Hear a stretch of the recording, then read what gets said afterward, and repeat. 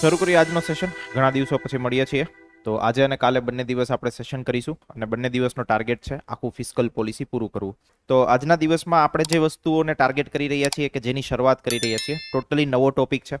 અત્યાર સુધી આપણે ઇકોનોમીમાં જે વસ્તુ ભણ્યા એમાં આપણે એક પોર્શન લીધો આખો બેન્કિંગ, એક પોર્શન લીધો આપણે મની માર્કેટ, કેપિટલ માર્કેટ, અને ત્રીજો પોર્શન લીધો આપણે નેશનલ ઇન્કમ, અને ચોથું વસ્તુ આપણે શરૂ કરીએ છીએ આજે, that is named as a fiscal policy.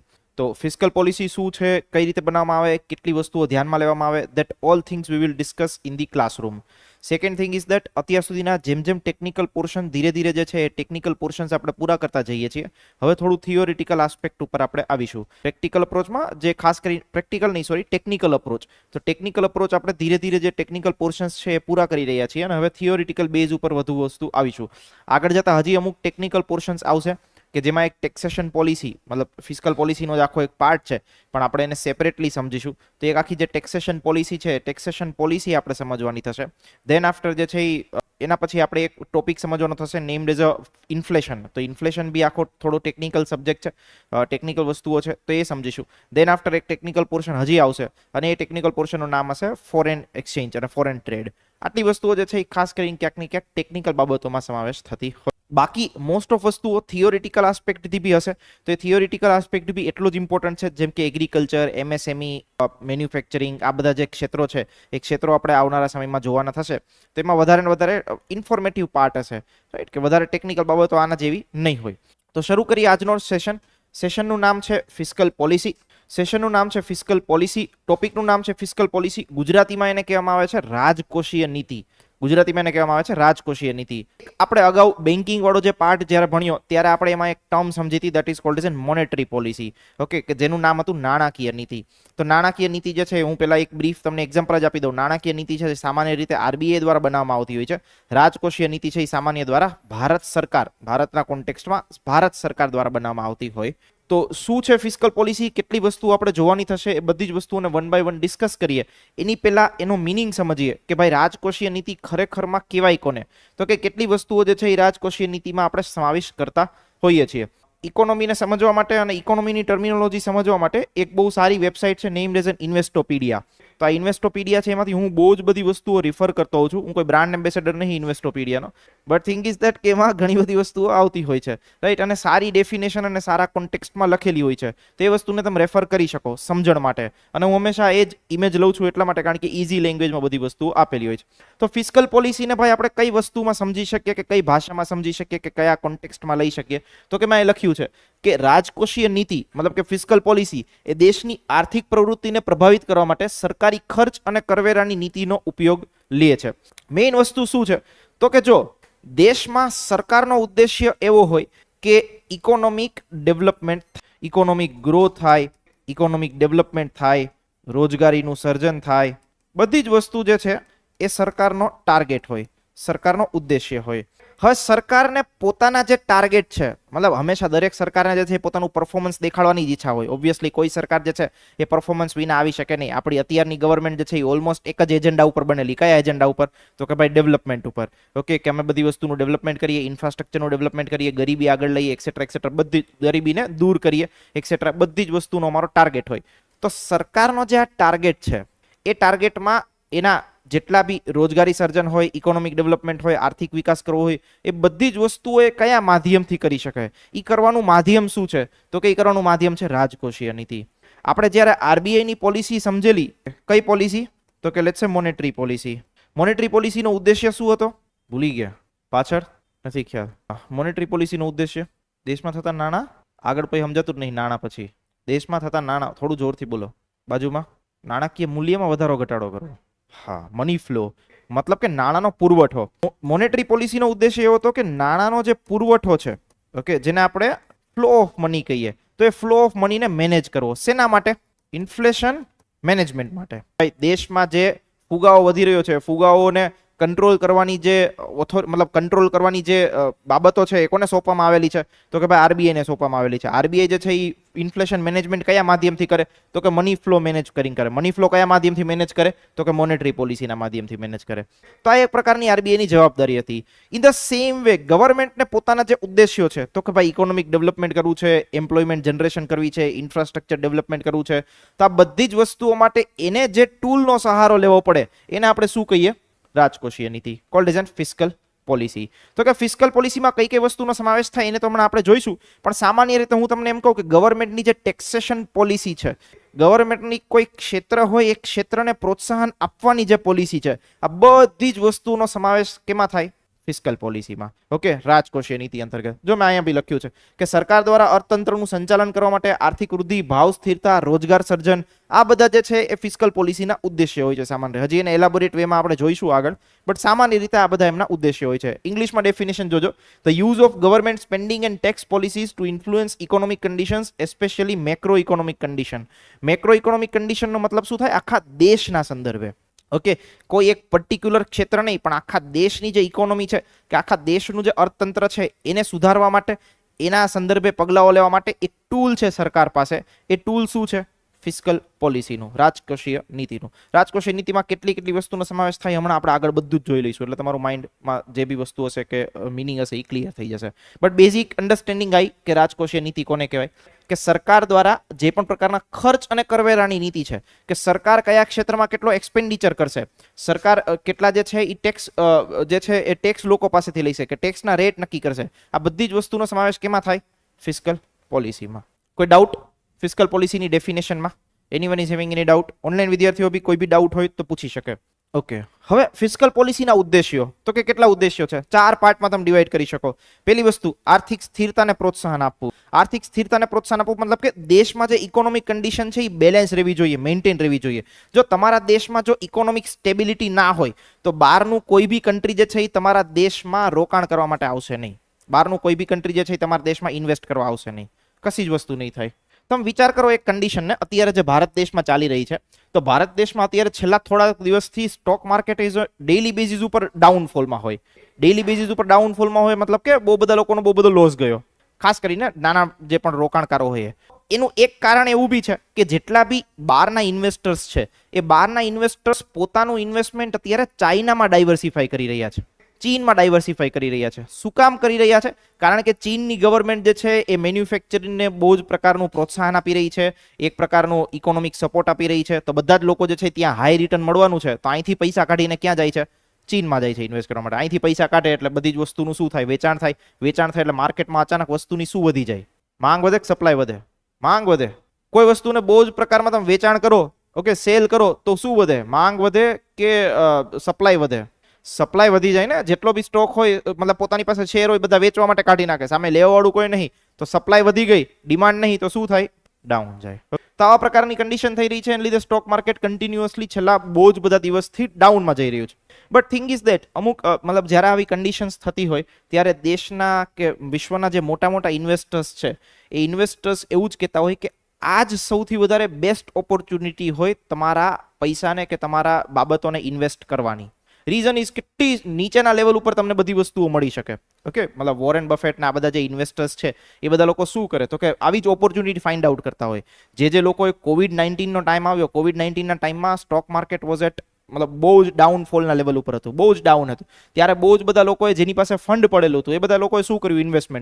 Investment કર્યું and they got a very good amount of return.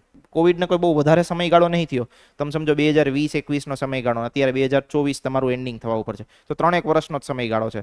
3 વર્ષમાં એ બધા લોકોએ બહુ જ પૈસા બનાવ્યા. શું કામ? કારણ કે એક એવી ડાઉન વસ્તુ આવી કે એક ડાઉનફોલ આવ્યો ત્યારે એ બધા લોકોએ ઇન્વેસ્ટ કર્યું. ઓકે, થિંક ઇઝ દેટ કે માનો શેર બજાર અત્યારે ડાઉન થઈ રહ્યું છે, શું કામ? તો કે ભાઈ ચાઇનાની ગવર્મેન્ટ જે છે ચાઇનાની ગવર્મેન્ટ જે છે બહુ જ બધા ઇકોનોમિક સ્ટિમ્યુલસ અને ઇકોનોમિક પેકેજીસ આપી રહી છે, તો બધા લોકો જે છે ત્યાં પોતાનું ફંડ ડાયવર્સિફાઈ કરે છે. ઓકે, તો કે ભાઈ તમારા દેશમાં કોઈ લોકો ઇન્વેસ્ટ કરવા માટે ત્યારે જ આવે જ્યારે તમારા દેશમાં ઇકોનોમિક સ્ટેબિલિટી હોય. અધરવાઇઝ કોઈ કન્ટ્રીમાંથી કોઈ લોકો રોકાણ કરવા આવશે જ નહીં. તો કે ભારતમાં એક ઇકોનોમિક સ્ટેબિલિટી હોય, એક સારી ગવર્મેન્ટ હોય, એક સ્ટેબલ ગવર્મેન્ટ હોય, તો લોકો જે છે ઇન્વેસ્ટમેન્ટ કરવા માટે આવશે. તો ફિસ્કલ પોલિસીના માધ્યમથી સરકાર શું કરે તો કે આર્થિક સ્થિરતાને પ્રોત્સાહન આપે. આર્થિક સ્થિરતા મતલબ કે દેશમાં જે ઇકોનોમિક સ્ટેબિલિટી મેન્ટેન થવી જોઈએ, કોઈ જ પ્રકારની ઉથલપાથલ ના થાય.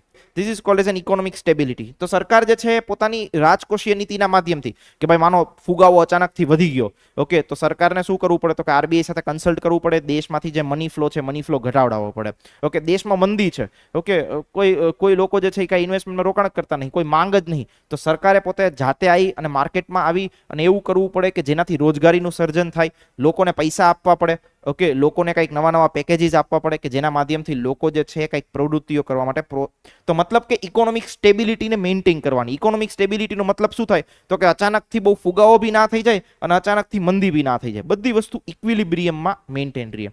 જો કોઈ બી જગ્યાએ એક હેલ્ધી વેમાં ભાવ વધારો થતો હોય, મતલબ કે એક પ્રોપર અને હેલ્ધી કન્ડિશનમાં જો પ્રાઇઝીસ ઇન્ક્રીઝ થતા હોય તો ઇકોનોમી માટે સારું છે. તમે પોતાનો ઇન્ડિવિજ્યુઅલ કેસ લઈ લો, તમે કોઈ વ્યક્તિ એક સેલેરી ઉપર કેટલા વર્ષો સુધી કામ કરી શકશો? કોઈ નહીં કરે.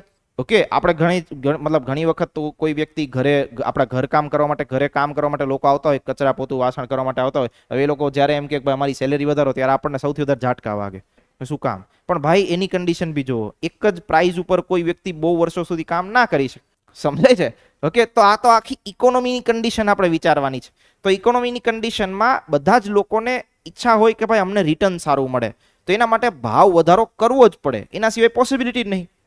એક રસ્તો એવો હોય કે ખર્ચમાં ઘટાડો કરવો, જે વસ્તુ પોસિબલ નહીં. તો બીજો રસ્તો શું હોઈ શકે? કે ભાવમાં વધારો કરો, બટ એક હેલ્ધી વેમાં ભાવ વધારો થવો જોઈએ. કોઈ બ્રેડની કિંમત 10 રૂપિયા હોય, એની ડાયરેક્ટ 100 થઈ જાય તો એ સારું નહીં. 10 ના 12 થાય, 15 થાય, દેટ ઇઝ ગુડ.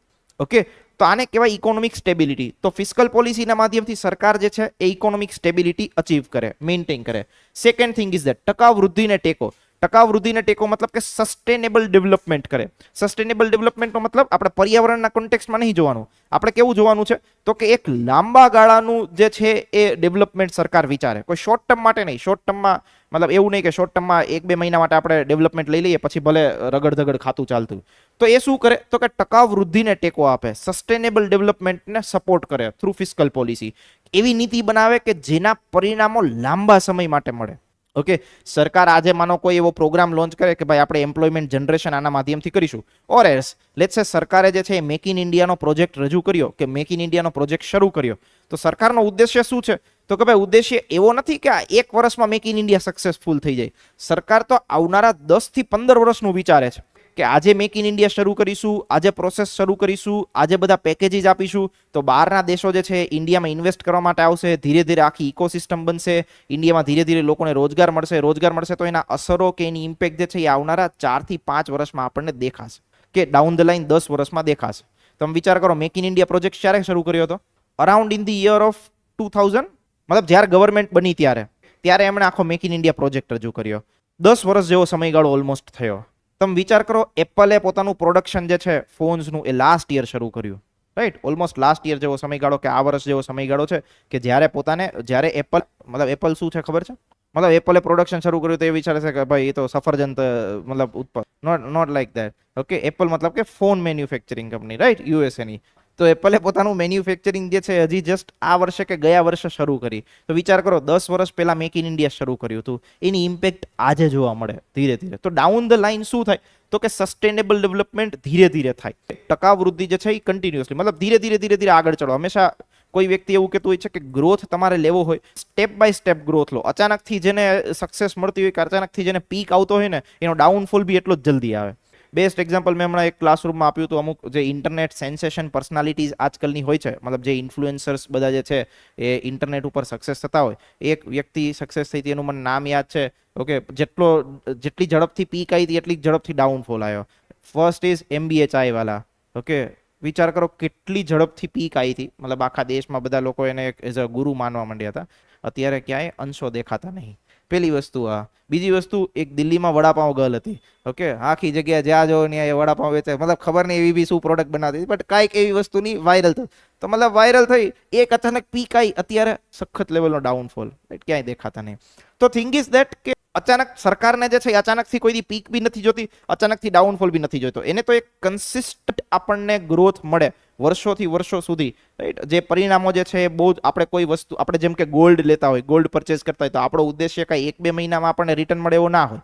આપણો ઉદ્દેશ્ય હોય કે આવનારા 10 વર્ષોમાં આપણા પાસે જો કોઈ પણ પ્રકારની એક મતલબ અસામાન્ય ઘટના જીવનમાં બને કે જ્યારે બી પૈસાની જરૂર પડે ત્યારે આપણને આ ગોલ્ડ જે છે એ ઉપયોગી બને. તો સરકારનો ઉદ્દેશ્ય ફિસ્કલ પોલિસીના માધ્યમથી ટકાઉ વૃદ્ધિને ટેકો આપવાનો છે. પછી વસ્તુ તો કે મોંઘવારી અને બેરોજગારીનું સંચાલન. સરકારને ખબર છે કે માર્કેટમાં ફુગાવો વધી રહ્યો છે, સરકારને ખબર છે કે માર્કેટમાં લોકો પાસે નોકરી નથી, જોબ્સ નથી, તો સરકાર એવા સ્ટેપ્સ લેશે કે જેના માધ્યમથી શું થાય તો કે ફુગાવો કંટ્રોલ થાય. મતલબ આરબીઆઈ ની સાથે રહીને સ્ટેપ્સ લેશે. મેઇન કામ તો આરબીઆઈ નું જ છે, પણ સરકાર પાછળ સપોર્ટમાં તો હોય જ. તો જે મોંઘવારી છે, મોંઘવારીને ઘટાડવા માટેના પ્રયત્નો કરશે. બીજી વસ્તુ, સરકાર જે છે, આરબીઆઈ નું કામ જોબ ક્રિએશન કરવાનું નથી. ઓકે, જોબ ક્રિએટ સરકાર જ કરી શકે.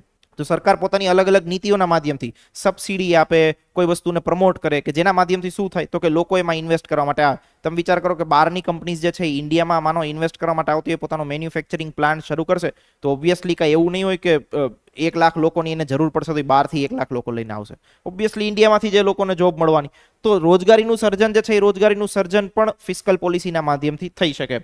એન્ડ ફોર્થ, આવકની અસમાનતાને સંબોધિત કરવી. આવકની અસમાનતાને સંબોધિત કરવાનો મતલબ શું થાય તો કે ગરીબો અને અમીરો વચ્ચેનો જે ડિફરન્સ છે, કે જે ફર્ક છે, એ ઘટાડવાનો પ્રયત્ન કરે. જો કોઈ દી ઇક્વલ નહીં થવાનો. ઓકે, એટલે એવા બહુ શું કહેવાય વિચારો ના રાખો કે દેશમાં કોઈ જ ગરીબો જ ના હોય. ઓકે, દેશમાં બધા જ લોકો સમાન પ્રકારે હોય. મુકેશ અંબાણીની આવક ઇઝ ઇક્વલ ટુ હું અહીં બેઠો છું એની આવક બે સેમ હોવી જોઈએ, એવું વસ્તુ વિચારાય નહીં. એ નેક્સ્ટ ટુ ઇમ્પોસિબલ છે. ઓકે, તો ગરીબો અને અમીરો આ બંને વચ્ચેની જે અસમાનતા છે એમાં ઘટાડો બેશકથી કરી શકાય.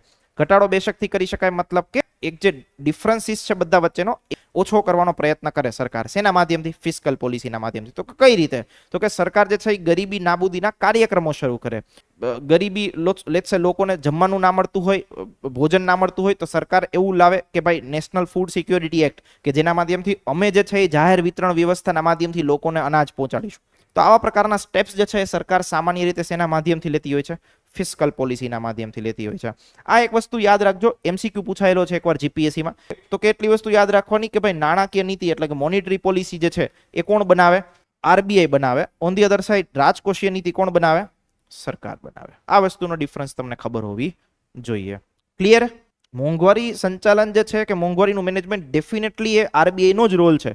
સોલ રોલ આરબીઆઈ નો જ છે, એક્સક્લુઝિવ ટાર્ગેટ આરબીઆઈ નો જ છે. પણ ગવર્મેન્ટ બી એમાં સપોર્ટ પડે. ગવર્મેન્ટ બી એવા અમુક પેકેજીસ જાહેર કરતી હોય છે, ગવર્મેન્ટ બી અમુક એવા સ્ટેપ્સ લેતી હોય છે કે જેના માધ્યમથી શું થઈ શકે તો કે ભાઈ મોંઘવારી હોય એ ઘટી શકે, ફુગાવો જે છે એ ઘટી શકે.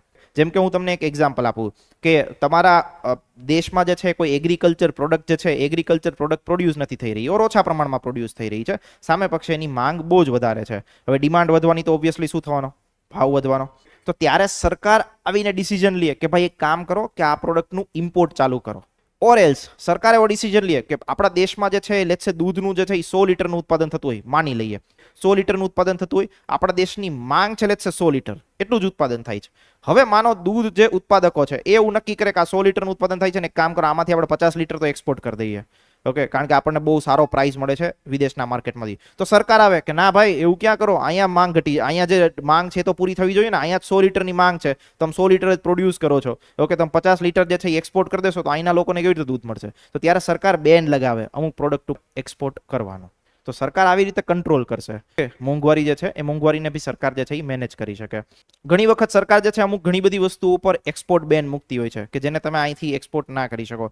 ઘણી વસ્તુ ઉપર ઇમ્પોર્ટ બેન મૂકતી હોય છે કે ભાઈ અહીંયા દેશમાં અવેલેબલ છે તો પેલા અહીંથી લ્યો, બહારથી લેવાની જરૂર નહીં. તો એ સરકાર પોતે એ સ્ટેપ્સના માધ્યમથી પણ મોંઘવારીનું સંચાલન કરે. હવે કેટલી વસ્તુઓનો સમાવેશ રાજકોષીય નીતિ અંતર્ગત થાય, મતલબ કયા એવા કમ્પોનન્ટ્સ છે, કયા એવા ઘટકો છે કે જે રાજકોષીય નીતિનો ક્યાંક ને ક્યાંક ભાગ હોય. ઓકે, તો મેં આ બધી જ વસ્તુ લખેલી છે. જો પહેલી વસ્તુ ટેક્સેશન પોલિસી. સરકાર જે કરના દર નક્કી કરતી હોય, પ્રત્યક્ષ કર હોય, અપ્રત્યક્ષ કર હોય, કોઈ પણ પ્રકારના કરમાં સુધારા કરતી હોય, આ બધી જ વસ્તુનો સમાવેશ કેમાં થાય? ફિસ્કલ પોલિસીમાં થાય.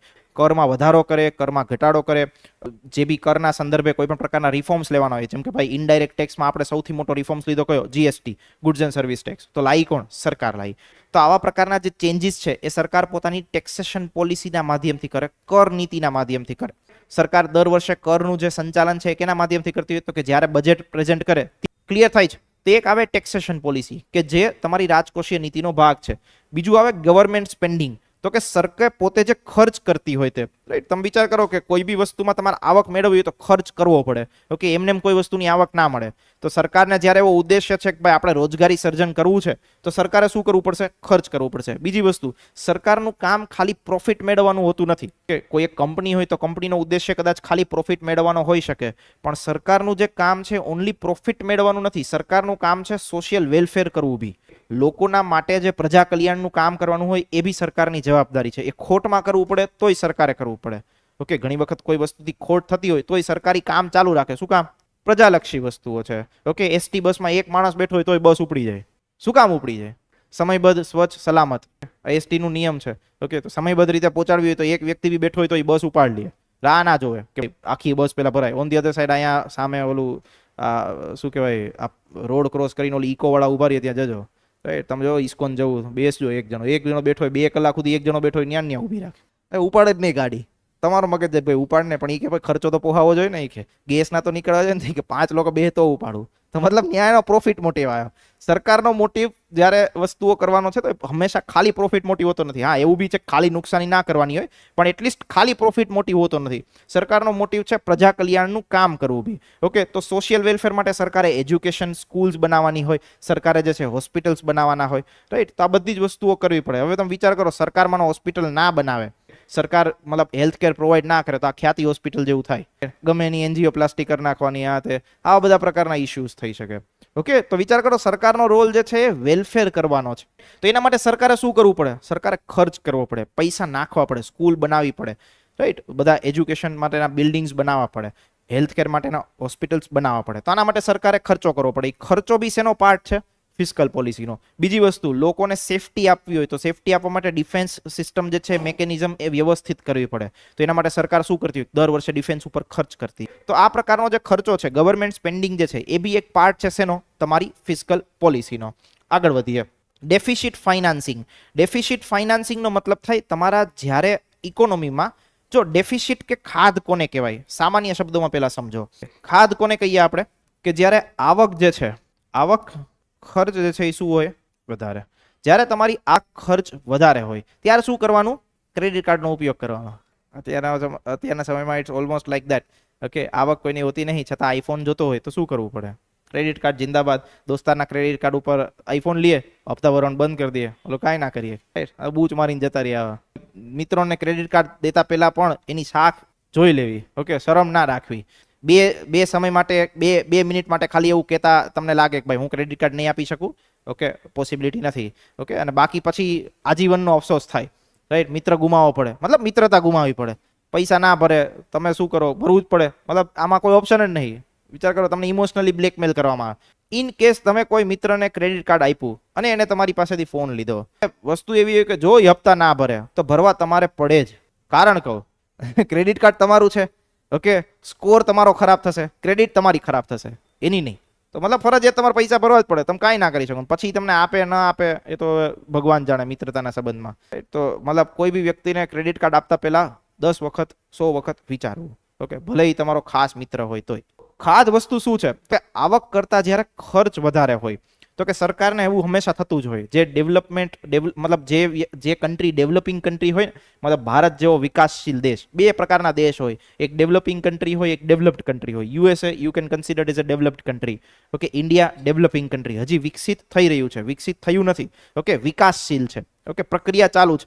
તો કે આવી પ્રક્રિયામાં હંમેશા સરકારને ખર્ચ વધારે કરવો જ પડે. તો મતલબ સરકારની જે છે એ આવક કરતા ખર્ચ વધારે જ હોય. તો કે આવક કરતા ખર્ચ વધારે હોય. લેટ્સ સે આવક હોય 1000 કરોડની, ખર્ચ હોય 1200 કરોડનો, તો ડેફિસિટ કેટલાની આવી? 200 કરોડની. તો 200 કરોડ ક્યાંકથી લાવવા તો પડે સરકારે. તો સરકાર પોતાની જે છે એ ફિસ્કલ પોલિસીના માધ્યમથી શું કરે? તો કે ડેફિસિટ ફાઇનાન્સિંગ કરે. ડેફિસિટ ફાઇનાન્સિંગ મતલબ કે આ 200 કરોડ ક્યાંકથી લાવવા તો પડશે. તો આ 200 કરોડ લાવવા માટે સરકાર શું કરે? તો કે સરકાર લોકો પાસેથી પૈસા ઉઠાવે. શેના માધ્યમથી? બોન્ડના માધ્યમથી.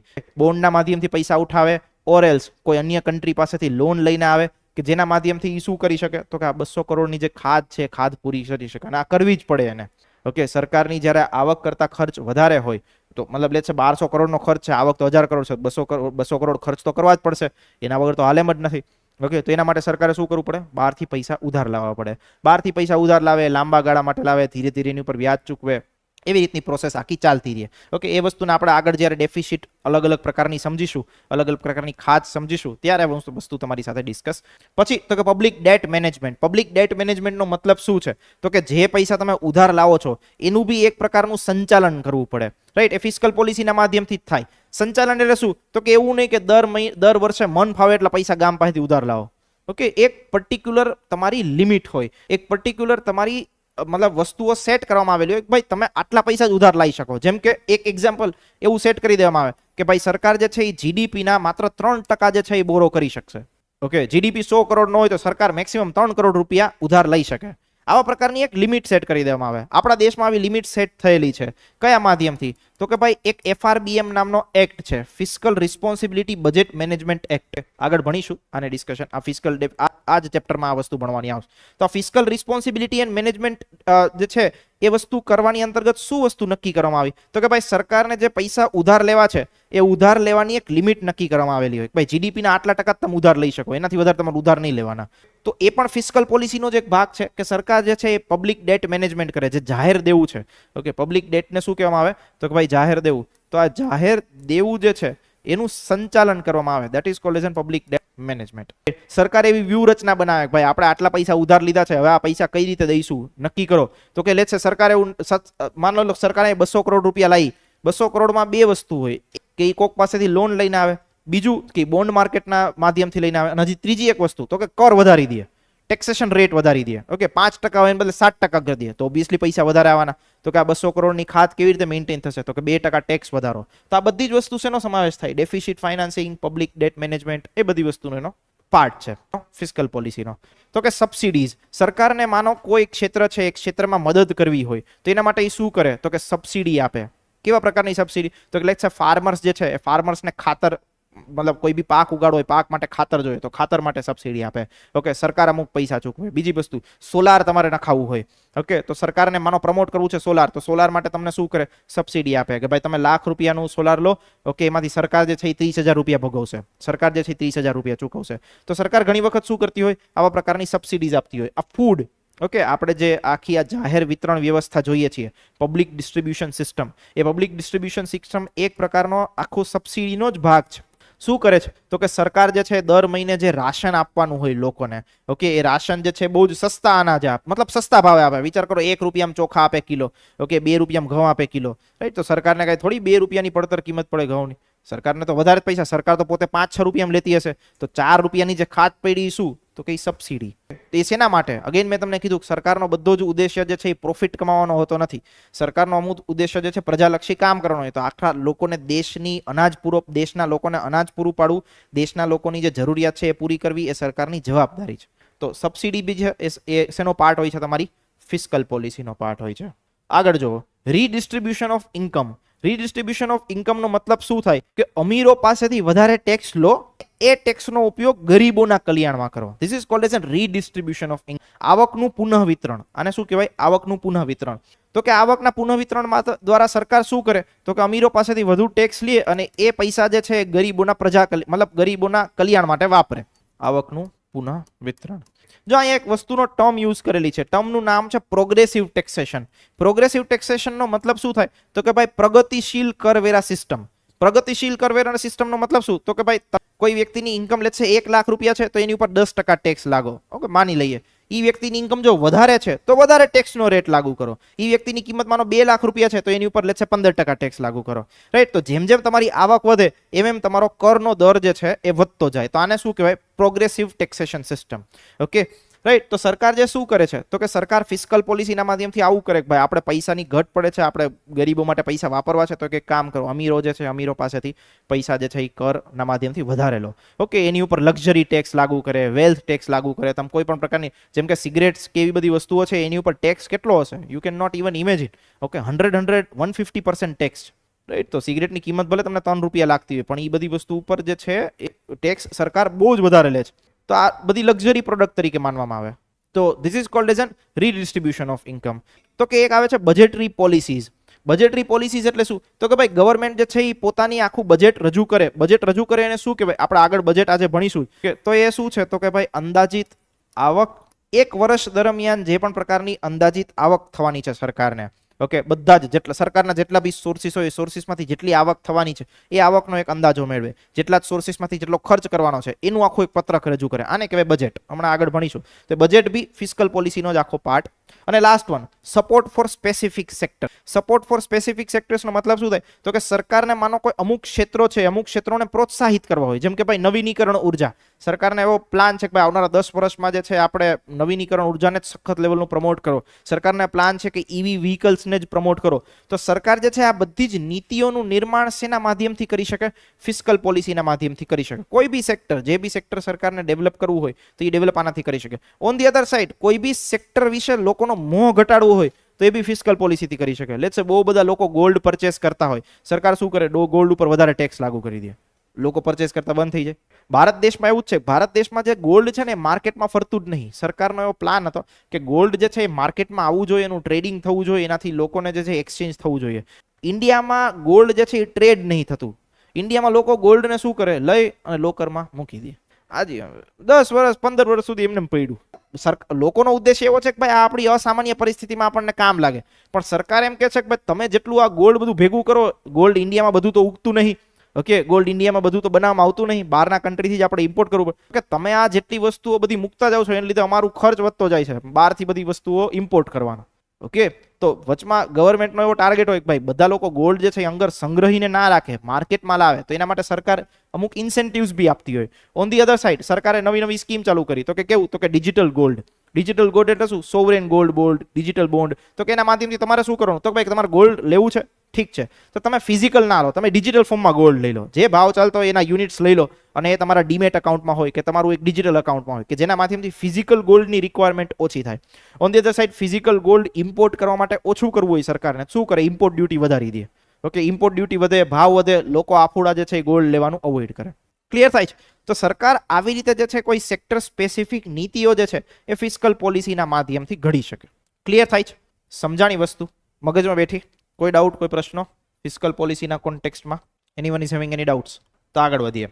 હવે ફિસ્કલ પોલિસીના સામાન્ય રીતે બે પ્રકાર છે. એક પ્રકાર છે એક્સપાન્શનરી ફિસ્કલ પોલિસી, એક છે કોન્ટ્રેક્શનરી ફિસ્કલ પોલિસી. ઓકે, આનો મીનિંગ શું છે હું તમને સમજાવીશ. અને ત્રીજો બી એક પાર્ટ છે કોલ્ડ એઝ તટસ્થ રાજકોષીય નીતિ. ઓકે, તો ત્રણેય વસ્તુને તમે સમજો.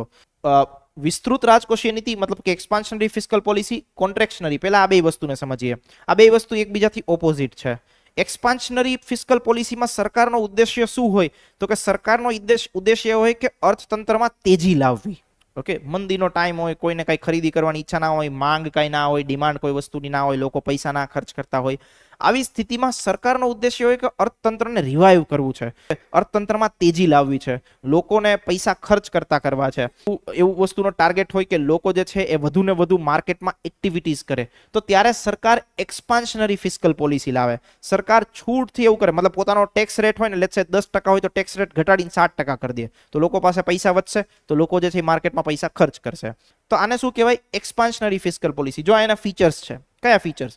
માંગને સરકાર પ્રોત્સાહિત કરે. સરકાર એવું ઈચ્છે છે કે ભાઈ ઇકોનોમિક એક્ટિવિટીઝ થવી જોઈએ, તો એ માંગને પ્રોત્સાહિત કરે. સેકન્ડ, આર્થિક પ્રવૃત્તિઓને વેગ આપે. નવા નવા સ્ટિમ્યુલસ પેકેજ લાવે કંઈક ને. જેમ કે કોવિડ જે છે એ કોવિડ વખતે સરકાર શું લાવી હતી? તો કે આત્મનિર્ભર ભારત આખો મતલબ પ્રોજેક્ટ લાવી હતી. ઓકે, આત્મનિર્ભર ભારતનો આખો ઇનિશિયેટિવ લાવી. તો શું કરવાને? કારણ કે માર્કેટમાં મંદી હતી. ઓકે, કોઈ કામગીરી થઈ નહોતી રહી, ઉદ્યોગકારો જે છે એ બધું જ કામ કરતા ડરતા હતા, કોઈ પાસે એટલું ફંડ નહોતું. તો સરકારે નક્કી કર્યું કે ભાઈ એક કામ કરો, આપણે જે છે આવી નવી પ્રકારની એક્ટિવિટીઝ લાવીએ કે જેનાથી ઇકોનોમિક એક્ટિવિટીઝ વધે. જાહેર ખર્ચમાં સરકાર વધારો કરે, લોકોને સબસિડીઓ આપે. ઓકે, કોઈ સેક્ટર સ્પેસિફિક નવા નવા પ્રોત્સાહન પેકેજીસ આપે. એવું કહી દે કે ભાઈ એક કામ કરો, તમે જો આ પ્રકારની ઇન્ડસ્ટ્રીઝ ડેવલપ કરો છો તો ટેક્સ હોલિડેઝ મળશે તમને. 1 વર્ષ સુધી તમારે કોઈ ટેક્સ ભરવાનો નહીં, 3 વર્ષ સુધી તમારે કોઈ જ ટેક્સ ભરવાનો નહીં, તમે બસ ઇન્ડસ્ટ્રીઝ જે છે એને એસ્ટાબ્લિશ કરો. તો જાહેર ખર્ચમાં વધારે સરકાર જે છે જાહેર ખર્ચમાં વધારો કરશે. બજારમાં વધુ નાણાં જે છે ઇન્ફ્લેટ કરવાની ટ્રાય કરશે. બજારમાં વધુ નાણાં જે છે એનો પુરવઠો વધારવાની ટ્રાય કરશે. કઈ રીતે? તો કે સામાન્ય કામ તો આરબીઆઈ નું જ હોય, પણ સરકાર શું કરી શકે? તો કે સરકાર નવા નવા સબસિડી આપે, સરકાર નવા નવા પેકેજ જાહેર કરે, જેનાથી લોકો જે છે પ્રેરિત થાય કામ કરવા માટે. અને લાસ્ટ, મંદીની સ્થિતિમાં કેવી પ્રકારની પોલિસી હોય? તો કે એક્સપાન્શનરી પોલિસી હોય. મતલબ ઓવરઓલ ઉદ્દેશ્ય ઇકોનોમીને અપ લઈ જવાનો. On the other side, second, કોન્ટ્રેક્શનરી, એનાથી આખું વિરુદ્ધ. તો કે શું કરે? અર્થતંત્રમાં માંગ ઘટાડો કરે. બહુ જ પ્રકારની ફુગાવો ચાલતો હોય, બહુ જ પ્રકારની તેજી ચાલતી હોય, બહુ જ અપીક ઉપર લઈ ગયું હોય, તો એ શું કરે? માંગ ઘટાડે. ભાવ વધારો હોય ત્યારે આવી વસ્તુ કરે. કઈ પોલિસી લાવે? એક્સપાન્શનરી પોલિસી. બજારમાંથી નાણાં પાછા ખેંચવાનું ટ્રાય કરે. કઈ રીતે પાછા ખેંચી શકે? કોઈ એક ઓપ્શન કહેશો? મતલબ એક એવો રસ્તો હોય કે જેના માધ્યમથી સરકાર પાછા ખેંચી શકશે નાણાં. Open market operations. આરબીઆઈ ની સાથે રહીને ઓપન માર્કેટ ઓપરેશન કરે. શું વેચે એમાં? બોન્ડ વેચે, ગવર્મેન્ટ સિક્યુરિટીઝ વેચે. રાઈટ, માર્કેટમાં ગવર્મેન્ટ સિક્યુરિટીઝ વેચે, બોન્ડ વેચે, તો લોકો પૈસા આપશે. On the other side tax રેટમાં જે છે વધારો બી કરી શકે. 10% ટેક્સ હોય ને બદલે 15% કરી નાખે, તો લોકો જે છે એ ઓછા પૈસા ખર્ચ કરશે, સરકાર પાસે વધારે પૈસા આવશે. આર્થિક પ્રવૃત્તિઓને ઘટાડવામાં આવે. ઘટાડવામાં ઇન ધ સેન્સ કે બહુ જ ફુગાવા જેવી સ્થિતિ થઈ રહી છે, ત્યારે આવા પ્રકારની સ્થિતિ, ફુગાવાની સ્થિતિમાં કોન્ટ્રેક્શનરી ફિસ્કલ પોલિસી હોય. ઓન ધી અધર સાઈડ એક છે ન્યુટ્રલ ફિસ્કલ પોલિસી. સિમ્પલ, સરકાર જે છે કોઈ જ પ્રકારનો રોલ કરવા માંગતી નહીં. ઇટ્સ લાઈક જો ચલ રહા હે વો ચલને દો. રાઈટ, મતલબ આવક ખર્ચ બધી વસ્તુઓ ચાલે છે વ્યવસ્થિત રીતે, ઇકોનોમી પ્રોપર છે, બહુ વધારે પ્રકારની મંદી બી નથી, બહુ વધારે પ્રકારની ફુગાવો બી નથી, જે નોર્મલ કન્ડિશન્સમાં વસ્તુઓ ચાલી રહી છે, તો સરકાર પોતે બેક સ્ટેપ કરી લે, ભાઈ આમાં આપણે કઈ પડવું નહીં. જે માર્કેટ ચાલે છે એ માર્કેટ ચાલવા દો, લોકોને રિટર્ન સારું મળે છે મળવા દો, ધંધાદારીઓ કામ વ્યવસ્થિત કરવા દો, આપણે કોઈ વસ્તુમાં ઇન્ટરફિયર કરવું. તો આ 3 પ્રકારની જે છે રાજકોષીય નીતિ હોય છે. Expansionary during the time of the deflation or મંદી recession, contractionary during the time of the inflation, અને ન્યુટ્રલ તો કે ભાઈ ન્યુટ્રલ તટસ્થ જેવી સ્થિતિ. ઓકે, ના મંદી ના તેજી. ક્લિયર? એક વખત આ બધી વસ્તુઓ વાંચી લો, આફ્ટર આપણે આગળ વધીશું. આમાંથી બી ક્વેશ્ચન ઓલરેડી પૂછાઈ ચૂક્યો છે. પૂછે તમને કે મંદીની સ્થિતિમાં સરકારે કેવી રાજકોષીય નીતિ અપનાવવી જોઈએ, તો you need to know about this. Easy to understand, કોઈ અઘરું નહીં. એનીવન કઈ વસ્તુ અઘરી લાગી રહી છે, કોઈ ટર્મિનોલોજી ના સમજાતી હોય, કોઈ વસ્તુ ના સમજાતી હોય, એવું ડન છે? આગળ વધી શકીએ. રાજકોષીય નીતિના કેટલા ઉદ્દેશ્યો છે, જો મેં આ વસ્તુને લખી દીધી છે, તમને ઓલરેડી ખબર જ છે, બટ એકવાર ખાલી ક્વિકલી જોઈ લો. ઓકે, આમાંથી કાંઈ વસ્તુ ના સમજાતી હોય તો મને કહો. બધી વસ્તુ મેં તમને સમજાવી દીધી છે. આર્થિક અસમાનતા ઘટાડવી, સમાવેશી વિકાસ કરવો, વિકાસનો ઊંચો દર લાવવો, સંસાધનોનો ઉપયોગ કરવો જેથી દેશનો વિકાસ થાય, મૂડી નિર્માણ કરવી, ગરીબીને દૂર કરવા માટે, રોજગારીમાં વધારો, ફુગાવા નિયંત્રણ, આવક ખર્ચ, બધી વસ્તુનું સંતુલન. એકવાર આ વસ્તુ જોઈ લો, અને કોઈ પણ પ્રકારનો ડાઉટ હોય તો મને પૂછી લો. શાંતિથી 1-2 મિનિટ માટે વિચારો. આ મુદ્દાઓ એવા છે કે જ્યાં તમને મતલબ આગળ ભવિષ્યમાં ઇન કેસ માનો મેઇન્સમાં ક્વેશ્ચન પૂછાય, તો મેઇન્સમાં માનો ફિસ્કલ પોલિસી રિલેટેડ ક્વેશ્ચન પૂછાય, તો તમને ખબર હોવી જોઈએ કે ભાઈ આપણે કઈ રીતે વસ્તુઓ લખવી છે. તો આવી બધી જે કીવર્ડ્સ છે, રાઈટ, હંમેશા એટલું યાદ રાખજો, મેઇન્સના વિદ્યાર્થીઓને ખાલી અમુક કીવર્ડ જોઈએ, પછી કથા પોતે લખી શકે. આ વસ્તુની એક સ્કિલ તમારામાં હોવી જોઈએ કે આપણને બસ એક આવા 4-5 મુદ્દાઓ મળી જાય, પછી 2 પેજ તો આરામથી ભરાઈ જઈશ. એક વસ્તુ over a period of time I have observed, મતલબ in terms of the students attitude, ખાસ કરીને જે થોડા છેલ્લા મહિનાઓ છે એમાં સીસીના જે વિદ્યાર્થીઓ છે, સીસીના વિદ્યાર્થીઓ સાથે ઇન્ટરેક્ટ કરવાનો ચાન્સ મળ્યો, અને ખબર પડી કે લો કોન્ફિડન્સનું લેવલ કેટલું હદ સુધી હોઈ શકે. ઓકે, મતલબ એક્ઝામમાં કાંઈ જ છે નહીં. ઓકે, મતલબ શું કહેવાય, એક નોર્મલ પ્રકારની એક્ઝામ છે, સ્મોલ સ્કેલની અને સ્મોલ લેવલની એક્ઝામ છે, કે જેમાં કોઈ જ વસ્તુની એટલી મતલબ આઈ હેવ ફેલ્ટ તે વિદ્યાર્થીઓ કોઈ દિવસ બંધારણ ભણ્યા નહીં એવી સ્થિતિ આવે ને એ લોકો મેઇન્સ લખે છે. મતલબ સીસીમાં ઇટ્સ લાઈક કે અગેન એક્ઝામનો આખો એક ફોલ્ટ છે સિસ્ટમનો, કે પ્રિલિમ્સમાં કોઈ જ જગ્યાએ જીએસનો સમાવેશ નહીં, મેઇન્સમાં ડાયરેક્ટ જીએસનો સમાવેશ. એ મેઇન્સમાં બે જીએસનો સમાવેશ, તો ઇતિહાસનો સબ્જેક્ટ એ વાસ્ટ લેવલનો પૂછાય, 5 પ્રશ્નો 3 માર્કના, તો સ્ટુડન્ટ લોડમાં આવી જાય કે આ ઇતિહાસનો આટલો સિલેબસ કરશું કેમ, પણ જોવે ને ખાલી 5 જ પ્રશ્નો છે, અને એ બી 30-40 શબ્દોમાં પ્રશ્નો લખવાના. તો કશું છે નહીં એક્ઝામમાં, છતાં સ્ટુડન્ટ જે છે એ અલગ જ લેવલનો અહોભાવ વધારે પડતો એમનામાં આવી જાય છે.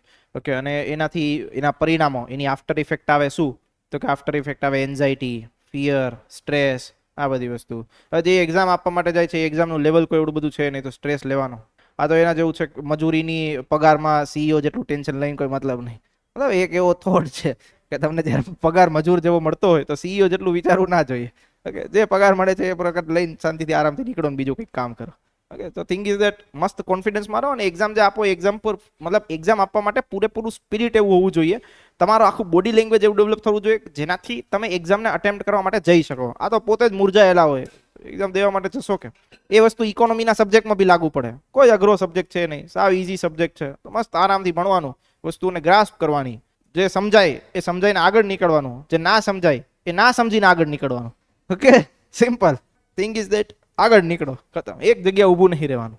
જે બી લોકો એક્ઝામ પાસ કરે છે, મતલબ જેટલા બી ટોપર્સ છે, કોઈ દિવસ એવા ભ્રમમાં ના રહેવું કે ટોપર્સને બધી વસ્તુ આવડે છે.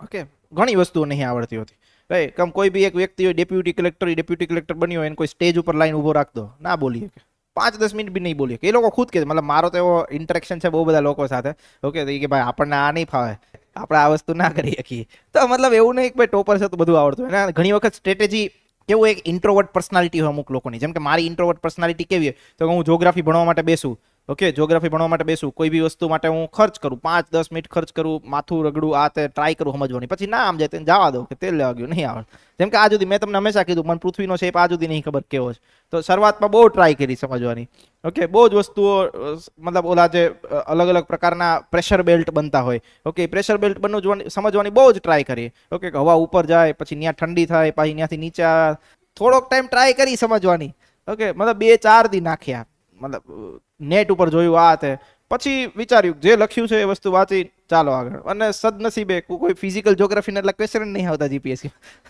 તો આપણું કામ થઈ ગયું. તો મતલબ જે આવડે છે આવડે વધીને આગળ વધો, ઓકે, જે ન આવડતું હોય એ વસ્તુને જુઓ, આ વસ્તુને જુઓ, ઓકે, યાદ રાખો, આગળ વધો. ડન. હવે ટોપિક આવે છે બજેટ.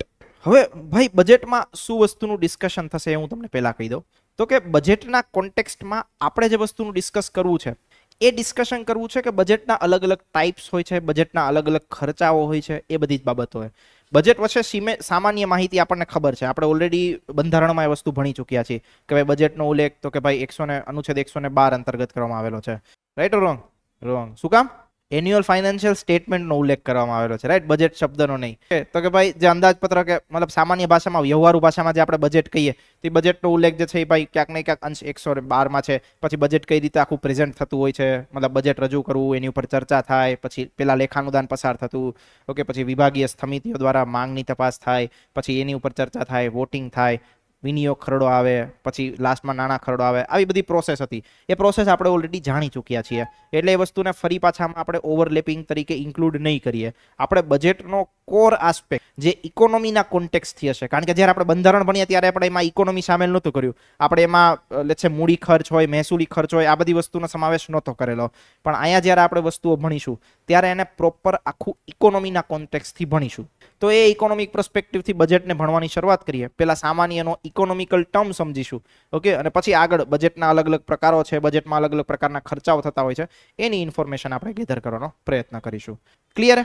તો કે જો સૌથી પહેલા બજેટ શું છે તો કે ભાઈ પહેલા એનો મિનિંગ થતો ચામડાની થેલી, એક શબ્દ છે ફ્રેન્ચ ભાષાનો, એની ઉપરથી બજેટ શબ્દ ઉતરી આવે. હવે એનો મિનિંગ થતો ચામડાની થેલી. ચામડાની થેલીમાં શું કરતા તો કે ભાઈ એ સમયના જે નાણામંત્રી હતા એ જે મહત્વના ડોક્યુમેન્ટ્સ હોય એ ચામડાની થેલીમાં સાચવવા માટે રાખતા, જેથી ભાઈ કાગળને ભેજ ના લાગે, ઓકે, અને કાગળ બગડે નહીં અને ડોક્યુમેન્ટ સારી રીતે સચવાઈ રહે. તો એ એનો મેઇન ઉદ્દેશ્ય હતો કે ભાઈ બજેટ શબ્દનો મૂળ મિનિંગ થાય કે ચામડાની થેલી, પણ એને તમે કોન્ટેક્સ્ટમાં સમજો આપણા, તો કે આપણા કોન્ટેક્સ્ટમાં એનો મતલબ થાય કે આવક અને ખર્ચનો અંદાજો આપવો, ઓકે, આવનારા વર્ષ માટે, મતલબ કે આગામી વર્ષ માટે, નેક્સ્ટ યર માટે થવાની છે તો ખર્ચ થવાનો છે, એનો આપણે એક આખું પિક્ચર રજૂ કરીએ, ઓકે, તો એને શું કહેવાય?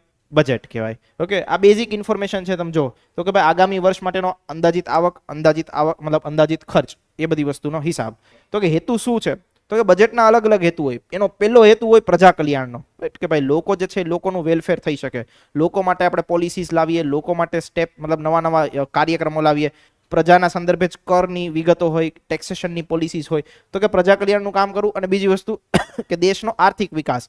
દેશનો આર્થિક વિકાસ કઈ રીતે તો કે ભાઈ સરકાર જે છે એ પોતાની ફ્રેમવર્ક રજૂ કરે. ફ્રેમવર્ક રજૂ કરે એમાં એવું કહે કે ભાઈ આવનારા 1 વર્ષમાં અમે ઇન્ફ્રાસ્ટ્રક્ચરમાં આટલો ખર્ચો કરીશું, અમે હોસ્પિટલ્સમાં આટલો ખર્ચો કરીશું, અમે એજ્યુકેશનમાં આટલો ખર્ચો કરીશું, અમે દેશની જે ડિફેન્સ સિસ્ટમ છે એમાં આવો ખર્ચો કરીશું. ક્લિયર થાય છે? તો આ બધી વસ્તુઓ સરકાર જે છે એ પ્રેઝન્ટ કરે. તો પ્રજા કલ્યાણ, આર્થિક વિકાસ, આ બંને વસ્તુ એનો જે છે એ ઉદ્દેશ્ય છે.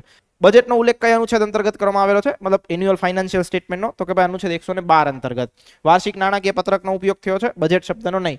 કોણ રજૂ કરાવે તો કે ભાઈ રાષ્ટ્રપતિ રજૂ કરાવે, રાઈટ. અને રાજકોષીય નીતિ જે તમે આપણે એમ કહીએ છીએ કે ફિસ્કલ પોલિસી, તો કે ફિસ્કલ પોલિસી રિફ્લેક્ટ શેમાં થાય? બજેટમાં. તમે વિચાર કરો, મેં આગળ જેટલી બી વસ્તુ તમને દીધી તો એમાં મેં તમને એવું દેખાડ્યું કે ડેફિસિટ ફાઇનાન્સી થાય, ટેક્સની પોલિસીઝ આવે, ગવર્મેન્ટ સ્પેન્ડિંગ્સ આવે, ઓકે, સબસિડીનો સમાવેશ થાય. આ બધી વસ્તુની જોગવાઈ, આ બધી વસ્તુની જે પ્રોવિઝન્સ છે એ પ્રોવિઝન્સ શેમાં મેન્શન હોય છે તો કે ભાઈ બજેટમાં મેન્શન હોય છે. બજેટની 1 દિવસ પહેલા આપણા દેશમાં એક ડોક્યુમેન્ટ રજૂ કરવામાં આવતું હોય છે. એ ડોક્યુમેન્ટનું નામ છે આર્થિક survey, called as an economic survey. Economic survey શું છે? તો કે ભાઈ પહેલી વસ્તુ એ સમજો કોણ બનાવે? તો કે ડિપાર્ટમેન્ટ ઓફ ઇકોનોમિક અફેર્સ બનાવે, આર્થિક બાબતોનો વિભાગ. આ ક્વેશ્ચન એકવાર પૂછાઈ ગયેલો છે જીપીએસસી માં, એટલે તમને ખબર હોવી જોઈએ કે ભાઈ બજેટ મતલબ જે આર્થિક સર્વે છે, આર્થિક સર્વેનું નિર્માણ કોણ કરે? તો કે ભાઈ નાણાં મંત્રાલયનું એક ડિપાર્ટમેન્ટ છે, આર્થિક બાબતોનું department, okay, department of economic affairs, એના દ્વારા તૈયાર કરવામાં આવે.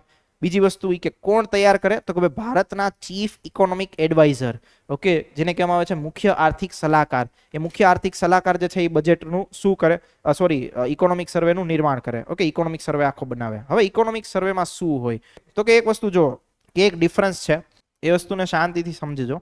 એક હોય ઇકોનોમિક સર્વે, એક છે તમારું બજેટ. ઇકોનોમિક સર્વેમાં શું હોય? તો કે ભાઈ અગાઉના વર્ષમાં થયેલી કામગીરી, અગાઉના વર્ષમાં થયેલી કામગીરી. બજેટમાં શું હોય? તો કે ભાઈ આગામી વર્ષમાં જે કામગીરી કરવામાં આવશે તેની માહિતી. ક્લિયર થાય છે? ઇકોનોમિક સર્વે એક વર્ષ પહેલાનું ચિત્ર દેખાડે. મતલબ લેટ્સ સે આપણે હમણાં બજેટ આવવાનું હોય, જેમ કે હમણાં આવનારા વર્ષમાં 2025માં તમે જો તો કે 2025માં લેટ્સ સે બજેટ આવશે, તો એ 2025-26 નું બજેટ હશે, મતલબ આ નાણાકીય વર્ષનું. ઇકોનોમિક સર્વે જ્યારે રજૂ થશે તો એ 2024-25 નો રજૂ થશે. ક્લિયર થાય છે? મતલબ કે ઇકોનોમિક સર્વે એક વર્ષ પહેલા તમારા દેશમાં શું સ્થિતિ બની, કેવા પ્રકારની ઇકોનોમિક કન્ડિશન્સ થઈ, સરકારે કેવું પરફોર્મ કર્યું, ઇકોનોમી કેવી ગ્રો થઈ, કયા કયા સ્ટેપ્સ લીધા, સરકારે જેટલા બી પોલિસીઝ બનાવી હતી એની ઇકોનોમી ઉપર શું ઇમ્પેક્ટ આવી, આવી બધી વસ્તુનું ચિત્ર રજૂ કરે. On the other side budget આવનારા વર્ષ માટેનું ચિત્ર રજૂ કરે. મતલબ કે આવનારા વર્ષમાં અમે શું ખર્ચ કરીશું અને અમારો શું આવક થશે. તો આ એક વસ્તુ લખી લો અને આ એક્ઝામ્પલ બી લખી લેજો કે ભાઈ ઇકોનોમિક સર્વે હોય તો લેટ્સ સે હવે આવનારા વર્ષમાં લેટ્સ સે અમે હમણાં ફેબ્રુઆરીમાં બજેટ આવશે. ક્યારે? 2025માં. ઓકે, 1 ફેબ્રુઆરી. તો 2025માં જે બજેટ આવશે તો એ સેવું બજેટ હશે? 2025-26 નું. ઓકે, મતલબ આવનારા એક વર્ષ માટેનું. On the other side economic survey ત્યાં રજૂ થશે તો એ શેનો હશે? તો કે 2024-25 નો. પાછલા વર્ષમાં શું કામગીરી કરીએ લખી લો એકવાર. ઓનલાઈન વિદ્યાર્થીઓ બી કોઈ પણ પ્રકારનો ડાઉટ હોય તો પૂછતા રહેજો. Just 1 minute. One interesting fact I got to know in just recent days. It's named as a like India is nowadays, મતલબ હવેના જે સમયગાળો હશે ઇન્ડિયામાં, તો ઇન્ડિયાનો જે હવેનો સમયગાળો હશે, it's all about the marriage season. So in the upcoming 2 months in India, there are about 8 lakh marriages. 8 lakhs.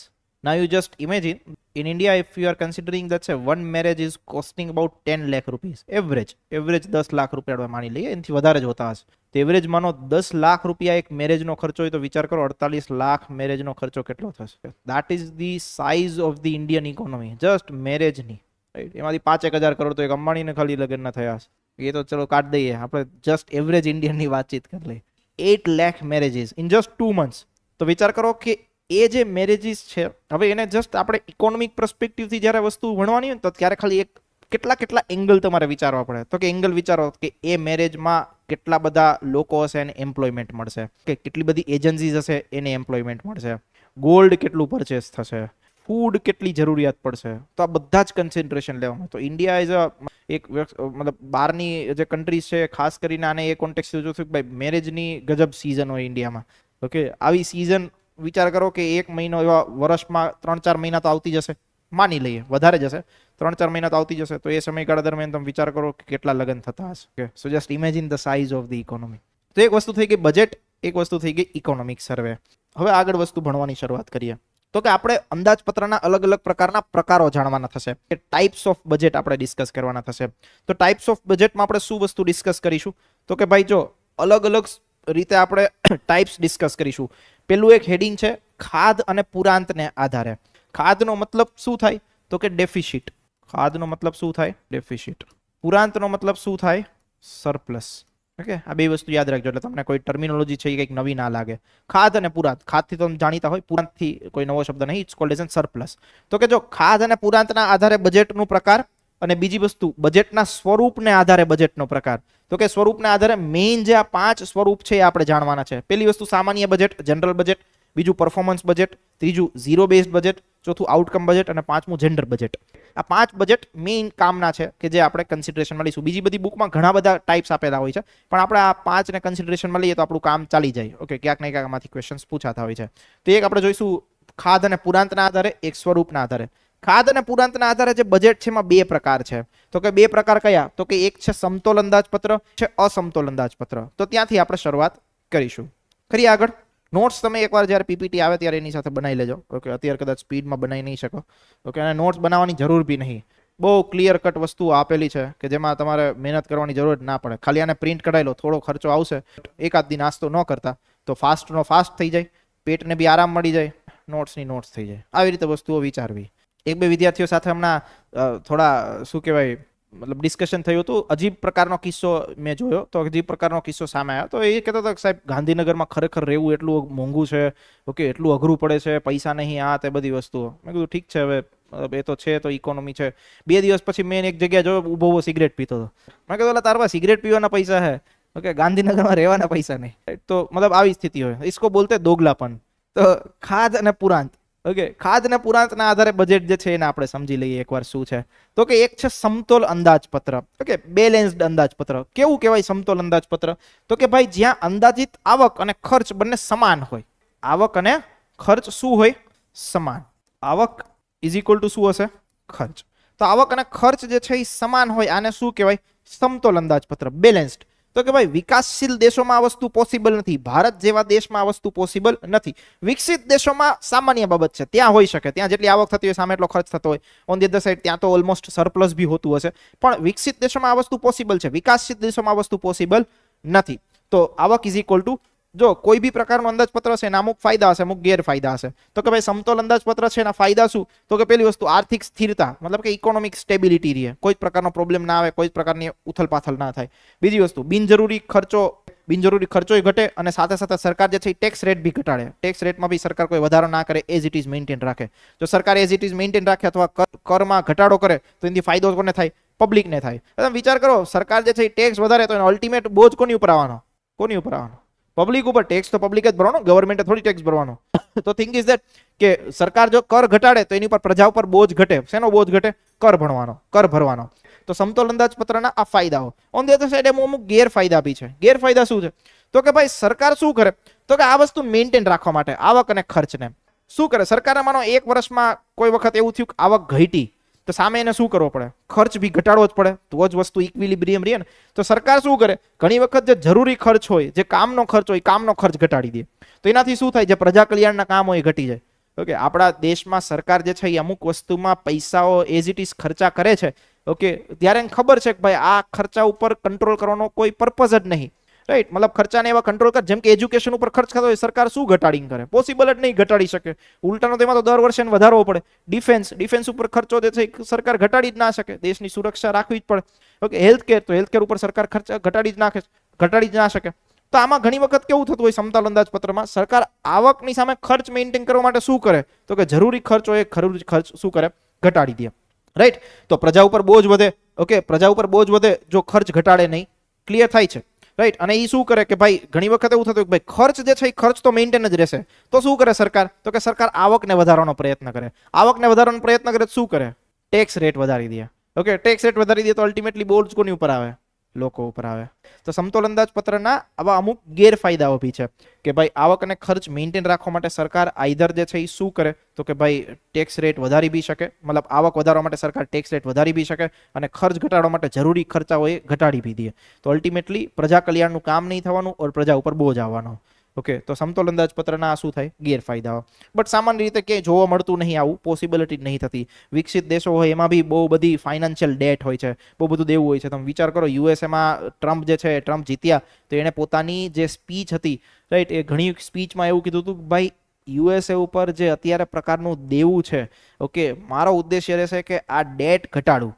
Okay, જે યુએસ સરકાર ઉપર બોજ છે, બોજ ઘટાડું. તો વિચાર કરો, એવો વિકસિત દેશ છે ત્યાં પણ આવકને ખર્ચ સમાન નહીં, તો ઇન્ડિયામાં તો પોસિબિલિટી નહીં કે આવકને ખર્ચ સમાન રહે. મતલબ સમતોલ અંદાજપત્ર જે છે એ સામાન્ય રીતે વ્યવહારુ એટલું બધું નથી.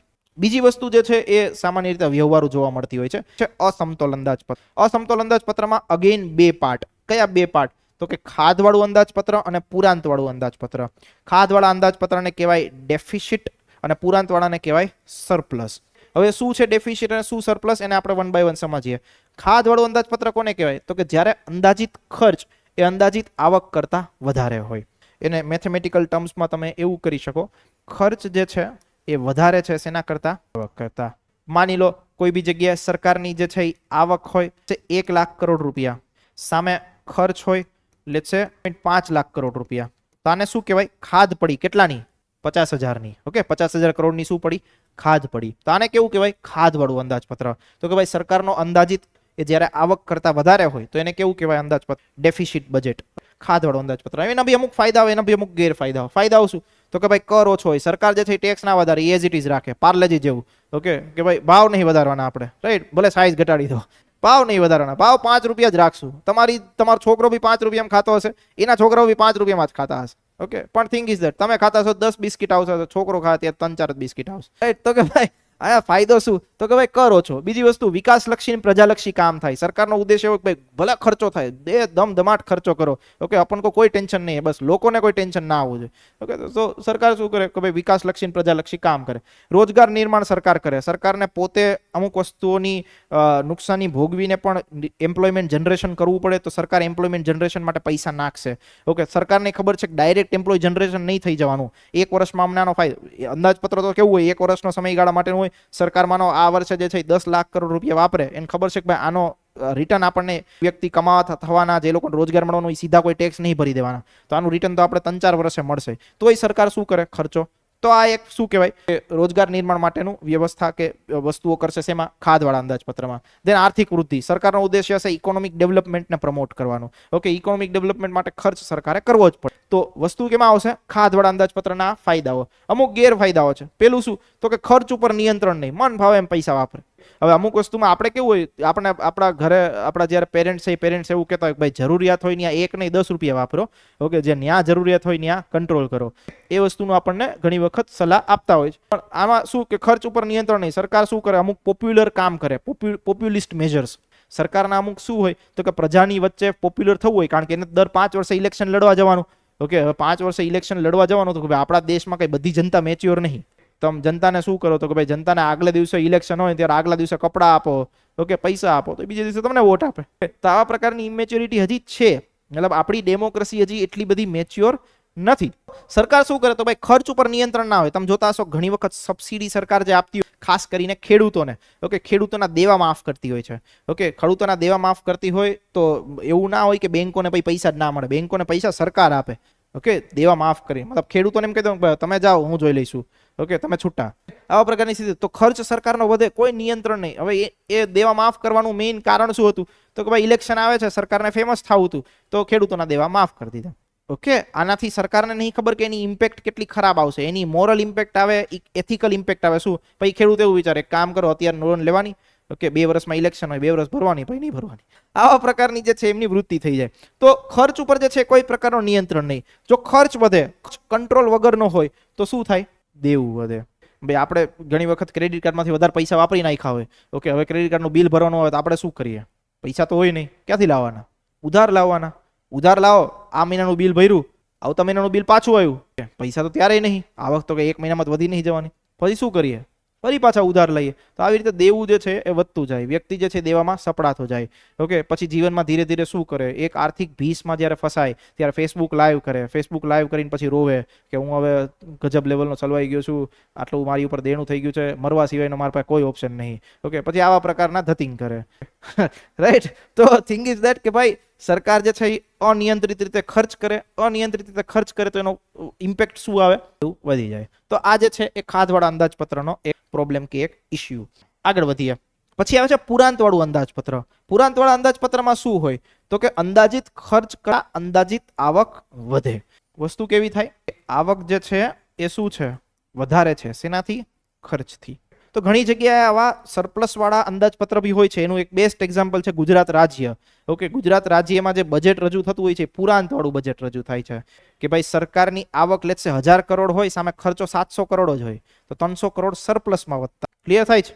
ઓકે, ગુજરાતમાં પુરાંત વાળું બજેટ રજૂ થાય છે. ઓકે, કે જ્યાં આવક છે ને શું છે? ખર્ચ કરતા વધારે. તો પુરાંત વાળા બજેટના ફાયદાઓ શું? તો કે પહેલી વસ્તુ, ફુગાવાના સમયે લોકો પાસેથી વધુ વેરા લઈને ફુગાવાને કાબુ કરવામાં આવે. આનું એક મતલબ તમને સમજાવું. અર્થતંત્રમાં જ્યારે તેજી હોય ને ત્યારે સરકાર શું કરે કે ટેક્સ રેટ વધારી દે. કારણ કે જેની આવક વધારે તો ટેક્સ દેવાના જ છે બધા લોકો. તો સરકાર તેજીના સમયે શું કરે? ટેક્સ રેટ વધારી દે. એટલે શું કરે? પૈસા આવી જાય. જ્યારે મંદી આવે ને ત્યારે સરકાર શું કરે? જે પૈસા ભેગા કર્યા હોય તેજીના સમયગાળા દરમિયાન એને વાપરવાનું ચાલુ કરે. ઓકે, સમજાય છે? આને કહેવાય counter સાયક્લિકલ measures.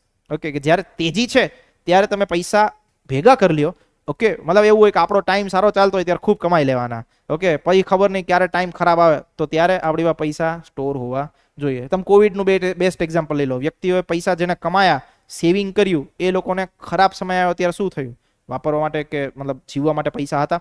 So think is that કે અહીંયા શું કરવામાં આવે તો કે ભાઈ ફાયદો એ કેવો છે, ફુગાવાના સમયે જ્યારે અર્થતંત્રમાં તેજી ચાલતી હોય તો જ સરપ્લસ વાળું બજેટ હોય, અધરવાઇઝ તો પોસિબલ નહીં.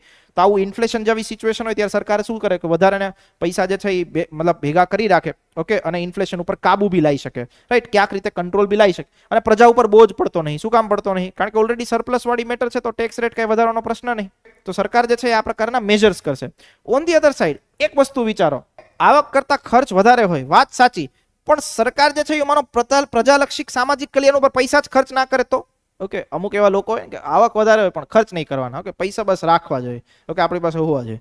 તો અમુક એવી બી વૃત્તિવાળા લોકો હોય. તો આ વસ્તુમાં કેવી થાય, સામાજિક કલ્યાણ ઉપર માનો સરકાર જે છે એ ખર્ચ ના કરે અને પોતાની પાસે રાખે, મતલબ ગવર્મેન્ટ મતલબ ઇકોનોમીમાં એવા કોઈ સ્ટેપ્સ ના લે. તમારી પાસે જ્યારે 1000 કરોડની આવક છે, 700 કરોડનો ખર્ચો છે, 300 કરોડ તો વધ્યા, તો આ 300 કરોડને એવું વિચારો કે માર્કેટમાં કંઈક નાખીએ, માર્કેટમાં કંઈક મેન્યુફેક્ચરિંગને આપણે પ્રમોટ કરીએ, માર્કેટમાં જે છે એ એમ્પ્લોયમેન્ટ જનરેશન કરીએ. સરકાર આવી વસ્તુ ના કરીએ એમ કે બસ 300 કરોડ પડ્યા રાખો. ઓકે, એનો ક્યાંક આપણને ભવિષ્યમાં જરૂર પડશે તો રાખીશું, રાઈટ, ભવિષ્યમાં જરૂર પડશે તો ઉપયોગ કરીશું. તો આ એક પ્રકારનો ગેરફાયદો છે કે ભાઈ જો તમારી પાસે પુરાંતવાળું બજેટ છે, સરપ્લસના પૈસા છે, પણ એ પૈસાને જો લોકોના કલ્યાણ માટે ખર્ચ કરવામાં ના આવે, ઓર એલ્સ સરકાર જે છે એ પોતાની પાસે જ રાખીને કોઈ પણ પ્રકારનું મૂડી રોકાણ ના કરે. વિચાર કરો, 300 કરોડ ખાતામાં પડ્યા હોય, on the other side 300 crore લોનમાં આપો કોકને, વ્યાજ આવશે, વધારાની આવક થશે. સરકાર જો આવું વસ્તુ ના કરે તો એ પુરાંતવાળા બજેટનો શું થાય? ગેરફાયદો થાય. ક્લિયર થાય છે? આ જે છે એ શું છે તો કે તમારા અલગ અલગ પ્રકારના બજેટ. ઓકે, મેઇન ખાસ કરીને આગળ જોયું એ કઈ રીતે તો કે ખાધ અને પુરાંતને આધારે કયા કયા બજેટ હશે તો કે સમતોલ હશે અને અસમતોલ હશે. સમતોલનો મતલબ આવક અને ખર્ચ જે છે એ સમાન થશે. અસમતોલનો મતલબ બે પ્રકારના બજેટ છે. કયું? એક ખાધવાળું બજેટ, એક પુરાંતવાળું બજેટ. ખાધવાળા બજેટમાં શું હોય? આવક જે છે બરોબર એ ખર્ચ કરતા વધારે હોય, ઓછી હોય. આવક જે છે એ ખર્ચ કરતા ઓછી હોય. શેમાં? ખાધવાળા બજેટમાં. અને પુરાંતવાળા બજેટમાં આવક જે છે એ ખર્ચ કરતા વધારે હશે. ક્લિયર? આટલી વસ્તુ આપણે યાદ રાખી લઈશું તોય કામ આપણું ચાલી જશે. તો કે હવે જે આપણે વસ્તુ જોવી છે એ છે સ્વરૂપના આધારે અંદાજપત્રના પ્રકાર. ઓકે, એમાં 5 વસ્તુઓ છે, રાઈટ. સામાન્ય અંદાજપત્ર છે, પ્રદર્શન અંદાજપત્ર છે, શૂન્ય આધારિત અંદાજપત્ર, પછી પરિણામ અંદાજપત્ર અને લૈંગિક જે છે એ અંદાજપત્ર. તો આટલી વસ્તુને વન બાય વન જોવાનો પ્રયત્ન કરીએ, સમજવાનો પ્રયત્ન કરીએ. જોઈએ કે ભાઈ શું વસ્તુ છે. પહેલી વસ્તુ તો બહુ ઈઝી છે, સામાન્ય અંદાજપત્ર. તો કે એમાં કાંઈ જ વસ્તુ નવી હોતી નથી. નવી શું નહીં હોતી તો કે ભાઈ અંદાજિત ખર્ચ અને અંદાજિત આવક, બસ આની જ યાદી હોય, બીજું કાંઈ નહીં. સરકાર એવું બજેટ રજૂ કરે, ભાઈ આ વર્ષે 1000 કરોડ રૂપિયા અમારી આવક છે, 500 કરોડ રૂપિયા અમારો ખર્ચ છે, બસ આવી જ યાદી, બીજું કાંઈ નહીં. આને શું કહેવાય? General budget. કે કોઈ જ પ્રકારનું નવું ઇનોવેશન નહીં. ઓકે, એક પરંપરાગત રીતે જે બજેટ બનાવવામાં આવતું હોય તો આમાં આપણે કાંઈ વસ્તુ વધારે જાણવાની જરૂરિયાત જાણવાનું છે એના પછીથી. તો કે છે પ્રદર્શન બજેટ. પ્રદર્શન બજેટને ઇંગ્લિશમાં કહેવામાં આવે પરફોર્મન્સ બજેટ. તો પરફોર્મન્સ બજેટ શું છે તો કે જો પરફોર્મન્સ બજેટ જે છે એક કાર્ય, જે પણ પ્રકારના એફર્ટ્સ તમે કરો છો એનાથી જે તમારો ટાર્ગેટ છે, જે તમારા ડિઝાયર્ડ રિઝલ્ટ છે, એના આધારે આખું બજેટ બનાવવામાં આવે. મતલબ કે ટાર્ગેટ બેઝડ આખું બજેટ બનાવવામાં આવે. ટાર્ગેટ બેઝડ બજેટ શું તો કે જો મેં એક એક્ઝામ્પલ આપ્યું છે તો કે શિક્ષણ મંત્રાલયને 1000 કરોડ રૂપિયા આપવામાં આવે. કઈ શરતે આપવામાં આવે? એક ટાર્ગેટથી આપવામાં આવે કે ભાઈ લક્ષ્ય આપવામાં આવે શું તો કે ભાઈ 1 લાખ લોકો એનરોલ થવા જોઈએ, સ્ટુડન્ટ જે છે 1 લાખ એનરોલ થવા જોઈએ, 50,000 શિક્ષકોને તાલીમ મળવી જોઈએ અને 500 સ્કૂલ બનવી જોઈએ. આ પ્રકારનો એક ટાર્ગેટ આપી દેવામાં આવે અને એના આધારે એમ કે ભાઈ તમને 1000 કરોડ રૂપિયા આપીએ છીએ. તો આખું બજેટ જે પ્રેઝન્ટ થાય એમાં આવા ટાર્ગેટ્સ બી રજૂ કરવામાં આવે. ઓકે, એને શું કહેવાય? Performance based budget. કે આવા પ્રકારનું તમારું પરફોર્મન્સ થવું, મતલબ એક ટાર્ગેટ. તમે વિચાર કરો, કોઈ માર્કેટિંગની જોબમાં હોય એને શું આપી દેવાય? સેલ્સના ટાર્ગેટ કરી દેવા કે ભાઈ તું ગમે ત્યાંથી આટલા પૈસા જે છે એ પૂરા કરીને આય, ગમે ત્યાંથી તારો ટાર્ગેટ આ પૂરો કરીને આય તો તને આટલી સેલેરી આપીશ. ક્લિયર થાય છે? તો પરફોર્મન્સ બજેટમાં બી શું કરે તો કે ભાઈ જે કામ આપવામાં આવે એ પ્રોપર જે છે એ લક્ષ્યને આધારે આપવામાં આવે. ભાઈ આટલા પૈસા આ તમારા સામે ટાર્ગેટ્સ. ક્લિયર થયું? તો કે આને શું કહીએ આપણે? Performance based. હવે એનાથી આગળ એક શૂન્ય આધારિત અંદાજપત્ર. શૂન્ય આધારિત અંદાજપત્રને ઇંગ્લિશમાં કહેવામાં આવે zero based budget. Zero based બજેટમાં શું હોય તો કે લેટ્સ સે તમે વિચાર કરો કે આ વર્ષે તમને 1000 કરોડ રૂપિયા આપ્યા. લેટ્સ સે કોઈ મંત્રાલય હતું, એ મંત્રાલયને આ વર્ષે 1000 કરોડ રૂપિયા આપ્યા. હવે જ્યારે નેક્સ્ટ યર પાછું બજેટ બનશે તો એમ કહેશે કે અમને 1000 કરોડ આપો. તો સામે ઓલો પ્રશ્ન પૂછશે કે ભાઈ શું કામ 1000 કરોડ જોઈએ છે? લાસ્ટ યર તને 1000 કરોડ આપ્યા હતા, એનું શું કર્યું? હવે તારે 1000 કરોડ જોઈએ છે તો તું પેલા એક લખીને દે કે ભાઈ 1000 કરોડ જે છે આટલા કારણોથી જોઈએ છે. મતલબ કે દર નાણાકીય વર્ષે વસ્તુની શરૂઆત શૂન્યથી કરવામાં આવે. ઘણી વખત કેવું થતું હોય સરકારમાં કે ભાઈ એક યોજનાને તમે લાસ્ટ યર જે છે એ 5,000 કરોડ આપ્યા હતા, હવે આ વર્ષે પાછા 5,000 કરોડ આપો. ઓરેલ્સ એવું કે ભાઈ આ વર્ષે અમને 5500 કરોડ આપો, લાસ્ટ યર 5,000 કરોડ હતા, હવે મારો ખર્ચ વધી. તો તમારે પ્રૂવ કરવું પડે. ઓકે, એટલે પેલા તમને એમ કે તમે ભાઈ ઝીરો છો. ઓકે, હવે તમે પ્રૂવ કરો કે ભાઈ તમારે 5,000 કરોડ શું કામ છે, તો તમારે દેવું પડે ભાઈ આટલો સેલેરીનો ખર્ચો, આટલો ઓપરેશનલ ખર્ચો, આટલો અમારે આ પ્રકારની યોજનામાં લોકોને લાભ આપવા છે એનો ખર્ચો. તો આખું જે છે એ તમારે બજેટમાં પિક્ચર રજૂ કરવું પડે. તો એને શું કહેવામાં આવે? શૂન્ય આધારિત અંદાજપત્ર. જો મેં વસ્તુ લખીશ, ગત વર્ષે કરેલા ખર્ચને મહત્વ નથી આપવામાં આવતું, ગયા વર્ષે જે કર્યું એ રાત ગઈ બાદ ગઈ એના જેવી વસ્તુ. તો કે શું દરેક નાણાકીય વર્ષની શરૂઆત શેનાથી થાય? શૂન્યથી થાય. દરેક વિભાગે ખર્ચ માટે આધાર પુરાવા આપવા પડે. ભાઈ જો અમારા આટલો ખર્ચો થશે એટલે તમે અમને આટલા પૈસા આપો. બીજી વસ્તુ, બધી જ બાબતોનું ધ્યાન લેવામાં આવે છે. એવું તો કે 5,000 કરોડ જોઈ છે, શું કામ જોઈ છે? તમે આ ટેકનોલોજી યુઝ કરો, ભાઈ એના બદલે આલ્ટરનેટિવ ટેકનોલોજી યુઝ કર, 5,000 ની બદલે 4,500 કરોડમાં કામ પતી જશે. તો એ શું કરે? તો કે બધો જ જે ખર્ચ કરવામાં આવે છે એ ખર્ચ પાછળનો તર્ક બી પૂછે કે ભાઈ આના આટલા ખર્ચા શું કામ? ઓકે, એમ કે ભાઈ અમારે આ વર્ષે ખર્ચ વધ્યો 200 કરોડનો, તો શું કામ વધ્યો? તો કે ભાઈ નવા એમ્પ્લોય જે છે, નવા એમ્પ્લોયને હાયર કરવાના છે. ઓકે, અમારે ભરતી કરવાની. એ કે શું કામ? ભાઈ આટલા જે માણસો છે એનાથી કામ ચલાવો, તો જેટલો ખર્ચો છે એટલો જ ખર્ચો થાય. ક્લિયર? તો આ વસ્તુ શું છે? શૂન્ય આધારિત અંદાજપત્ર કહેવામાં આવે. આને એક પ્રકારે સૂર્યાસ્ત બજેટ બી કહેવામાં આવે. સૂર્યાસ્ત બજેટ શું? તો કે જે એક વર્ષ માટે પૈસા આપ્યા હોય ત્યાં તમારી સમયગાળો પૂરો, તો કે હવે પૈસા જોઈએ છે, પાછો સૂર્યનો ઉદય કરો. ઓકે, તમારી ટાઈમ લિમિટ હતી તો કે શું? તો કે 31 માર્ચ સુધીની. પૈસા તમને એક વર્ષ માટે આપે. ક્યારથી? 1 એપ્રિલથી લઈને 31 માર્ચ સુધી. 31 માર્ચ મતલબ તમારો સૂર્યાસ્ત દિવસ, ત્યાં તમારા પૈસા પૂરા. હવે 1 એપ્રિલથી તમારે પૈસા જોઈએ તો પાછી શૂન્યથી શરૂઆત કરો. મતલબ દરેક વિભાગે પોતાના આધાર પુરાવા આપવા પડે. અમારે આટલા પૈસા જોઈએ છે તો આ કારણ છે. એનાથી આગળ પરિણામ આધારિત બજેટ. પરિણામ આધારિત બજેટને બીજા શબ્દોમાં કહેવામાં આવે છે આઉટકમ બજેટ. અગાઉ જે આપણે જોયું એ પ્રદર્શન બજેટ હતું, મતલબ કે પરફોર્મન્સ બજેટ હતું. હવે જે છે પરિણામ બજેટ છે, મતલબ કે આઉટકમ બેઝડ બજેટ. હવે જો આઉટકમ બેઝડ બજેટમાં શું હોય તો કે એક પ્રકારનો ટાર્ગેટ તો હોય જ, એવા પ્રકારના આઉટકમ આપવામાં આવે કે જેનો ઉદ્દેશ્ય એવો હોય કે લાંબા સમયમાં આપણને આ પ્રકારનો ફાયદો થશે. જેમ કે શું? આ એક એક્ઝામ્પલના માધ્યમથી સમજો તો કે એક ઇનિશિયેટિવ એવો છે કે સરકાર 500 કરોડ રૂપિયા જે છે રૂરલ હેલ્થ માટે આપશે. મતલબ કે ગામડામાં જે સ્વાસ્થ્યની સ્થિતિ છે એ સ્થિતિ સુધારવા માટે સરકાર 500 કરોડ આપશે. આઉટપુટ એવું કર્યું, મતલબ એક લક્ષ્ય બી આપી દીધો. શું? તો કે લક્ષ્ય આપ્યો 200 હેલ્થ સેન્ટર બનાવશો, 5,000 હેલ્થકેર વર્કરને ટ્રેન કરજો. આ એક લક્ષ્ય બી આપી દીધો. આઉટકમ શું હશે? તો કે આઉટકમ સરકારનું એવું હશે કે ભાઈ આ રોકાણથી, આ હેલ્થ પ્રોગ્રામથી મેટરનલ મોર્ટાલિટી રેટ જે છે ને 30% સુધી ઘટાડીશું. ઓકે, અમે જે છે રૂરલ વેક્સિનેશન જે છે, લોકોને રસી આપવાનું કામ છે, જે કવરેજ છે એ 90% સુધી પ્રાપ્ત કરીશું. તો આ શું છે? આઉટકમ. આઉટકમને કહેવાય પરિણામ. તો કે શું વસ્તુ લખી છે? પરિણામ બજેટ સરકારી ખર્ચની અસર અથવા પરિણામોનું મૂલ્યાંકન કરે. ઓલામાં શું હોય? લક્ષ્યનું મૂલ્યાંકન કરવામાં આવે. તમારું લક્ષ્ય અચીવ થયો કે નહીં. આમાં લક્ષ્યથી એક સ્ટેપ આગળ. ઓકે, લક્ષ્યથી એક સ્ટેપ આગળ શું? પરિણામ, જે ડિઝાયર્ડ રિઝલ્ટ હતા. મતલબ સરકારે પૈસો ખર્ચ કર્યો તો કે ભાઈ શેના માટે ખર્ચ કર્યો? તો કે લોકોમાં જે છે એ વેક્સિનેશન વધારવા માટે, લોકોને જે છે મેટરનલ મોર્ટાલિટી મતલબ કે માતૃત્વ મૃત્યુ દર જે છે એ વધતો તો એ ઘટાડવા માટે. સરકારનો ઉદ્દેશ્ય આ હતો. ઓકે, સરકારને પરિણામ આ જોઈતું હતું, એના માટે આખી પ્રોસેસ કરી. તો આને શું કહેવાય? પરિણામ આધારિત બજેટ. મતલબ સરકાર જે છે એવું મૂલ્યાંકન કરે, સરકાર જે છે એવું કોન્સન્ટ્રેટ કરે કે ભાઈ અમે જે પૈસા વાપરીએ છીએ એનો ખરેખર ઉપયોગ જે છે એ સમાજમાં થઈ રહ્યો છે કે જેની અસર ખરેખર સરકાર મતલબ સમાજમાં દેખાઈ રહી છે કે નહીં. સરકાર એમ કે અમે દર વર્ષે જે 1,000 કરોડ રૂપિયા શિક્ષણ પાછળ વાપરીએ છીએ તો સામે શું એનું આઉટકમ હોવું જોઈએ? તમે જસ્ટ વિચારો. સરકાર એમ કે ભાઈ 1,000 કરોડ જે છે એ અમે શિક્ષણ પાછળ વાપરીએ છીએ, શું આઉટકમ હોવું જોઈએ? Just give me that. મતલબ આઉટકમ તમે મને કહો. ઇનપુટ એવું છે, મતલબ ઇનપુટ એવું છે 1,000 કરોડ રૂપિયા વાપરે છે સરકાર શેની પાછળ? શિક્ષણ પાછળ. આઉટકમ શું હોવું જોઈએ? Just think about it. કોણ કહેશે? એક જ વ્યક્તિ સમજી શકીએ? 2 3 બીજું કોઈ? હા તમે. એક્ઝેક્ટલી. આઉટકમ લિટરસી રેટ વધારવાનો છે સરકારનો. તો સરકાર મૂલ્યાંકન શું કરે કે ભાઈ અમે એક વર્ષમાં આટલો ખર્ચો કર્યો એજ્યુકેશન પાછળનો, તો પરફોર્મન્સમાં શું હોય? પરફોર્મન્સમાં સામે દેખાય 500 સ્કૂલ બની, 50,000 શિક્ષકો આવ્યા કે 1 લાખ સ્ટુડન્ટ એનરોલ થયા. આ છે પરફોર્મન્સ 500 કરોડ વાપરવા પાછળનું. આઉટકમ શું? લિટરસી વધી કે નહીં. This is called as N outcome. તો આઉટકમ બજેટમાં સરકાર એવું દર્શાવે કે ભાઈ પરિણામ શું મળ્યું. પરફોર્મન્સ બજેટમાં લક્ષ્યો પ્રાપ્ત થયા કે નહીં એ વસ્તુ જોવામાં આવે. This is the difference between performance budget and outcome budget. કોઈ બુકમાં આટલો સ્પેસિફાઈડ ડિફરન્સ આપેલો જ નહીં. જે વ્યક્તિ વાંચે, મતલબ મેં 3 4 બુક વાંચી, હું ખુદ જ કન્ફ્યુઝ થયો કે આ પરફોર્મન્સ અને આઉટકમમાં કેવા શું માગે છે, તો એ કોઈ બુકમાં છે જ નહીં. ફોર ધેટ રીઝન આ એક એક્ઝામ્પલ જ્યારે તમે પીપીટી વાંચો લખી લેજો. ઓકે, એના પછી last that is called as an લૈંગિક અંદાજપત્ર, જેન્ડર બજેટિંગ. તો કે જેન્ડર બજેટિંગમાં શું હોય તો કે જે રિસોર્સિસ તમે આપો છો એ રિસોર્સિસનું બાયફર્ગેશન કરવામાં આવે. બાયફર્ગેશન શું કરવામાં આવે તો કે ભાઈ મહિલાઓ માટે આ જેટલો બી સરકાર પૈસા વાપરે છે, સરકારનું લેટ્સ સે બજેટ હોય 1 લાખ કરોડ રૂપિયાનું, આખું બજેટ 1 લાખ કરોડ રૂપિયાનું હોય, તેમાંથી એક પોર્શન એવો ગોતવામાં આવે કે એક પોર્શન ફાઇન્ડ આઉટ કરવામાં આવે કે ભાઈ આમાંથી કેટલો પૈસો મહિલાઓની સ્કીમ માટે યુઝ થાય છે, કે મહિલાઓના જે વિકાસ હોય કે મહિલાઓનું જે એમ્પાવરમેન્ટ હોય એના માટે યુઝ થાય છે. That is called as N gender budgeting. જો મેં લખ્યું સંસાધનોની ફાળવણી લિંગના આધારે કરવામાં આવે. જાણી શકાય કે ખર્ચનો કેટલો હિસ્સો મહિલાઓ અને બાળકો ઉપર થાય છે. સ્ત્રી અને પુરુષ વચ્ચેની જે અસમાનતા હોય એ અસમાનતા ઘટાડવા માટે કે અસમાનતાને ધ્યાનમાં લઈ આખું બજેટ રજૂ કરવામાં આવે. ઓકે, ભારતમાં સૌપ્રથમ વખત 2005-6માં જે છે જેન્ડર બજેટિંગ રજૂ થયું હતું.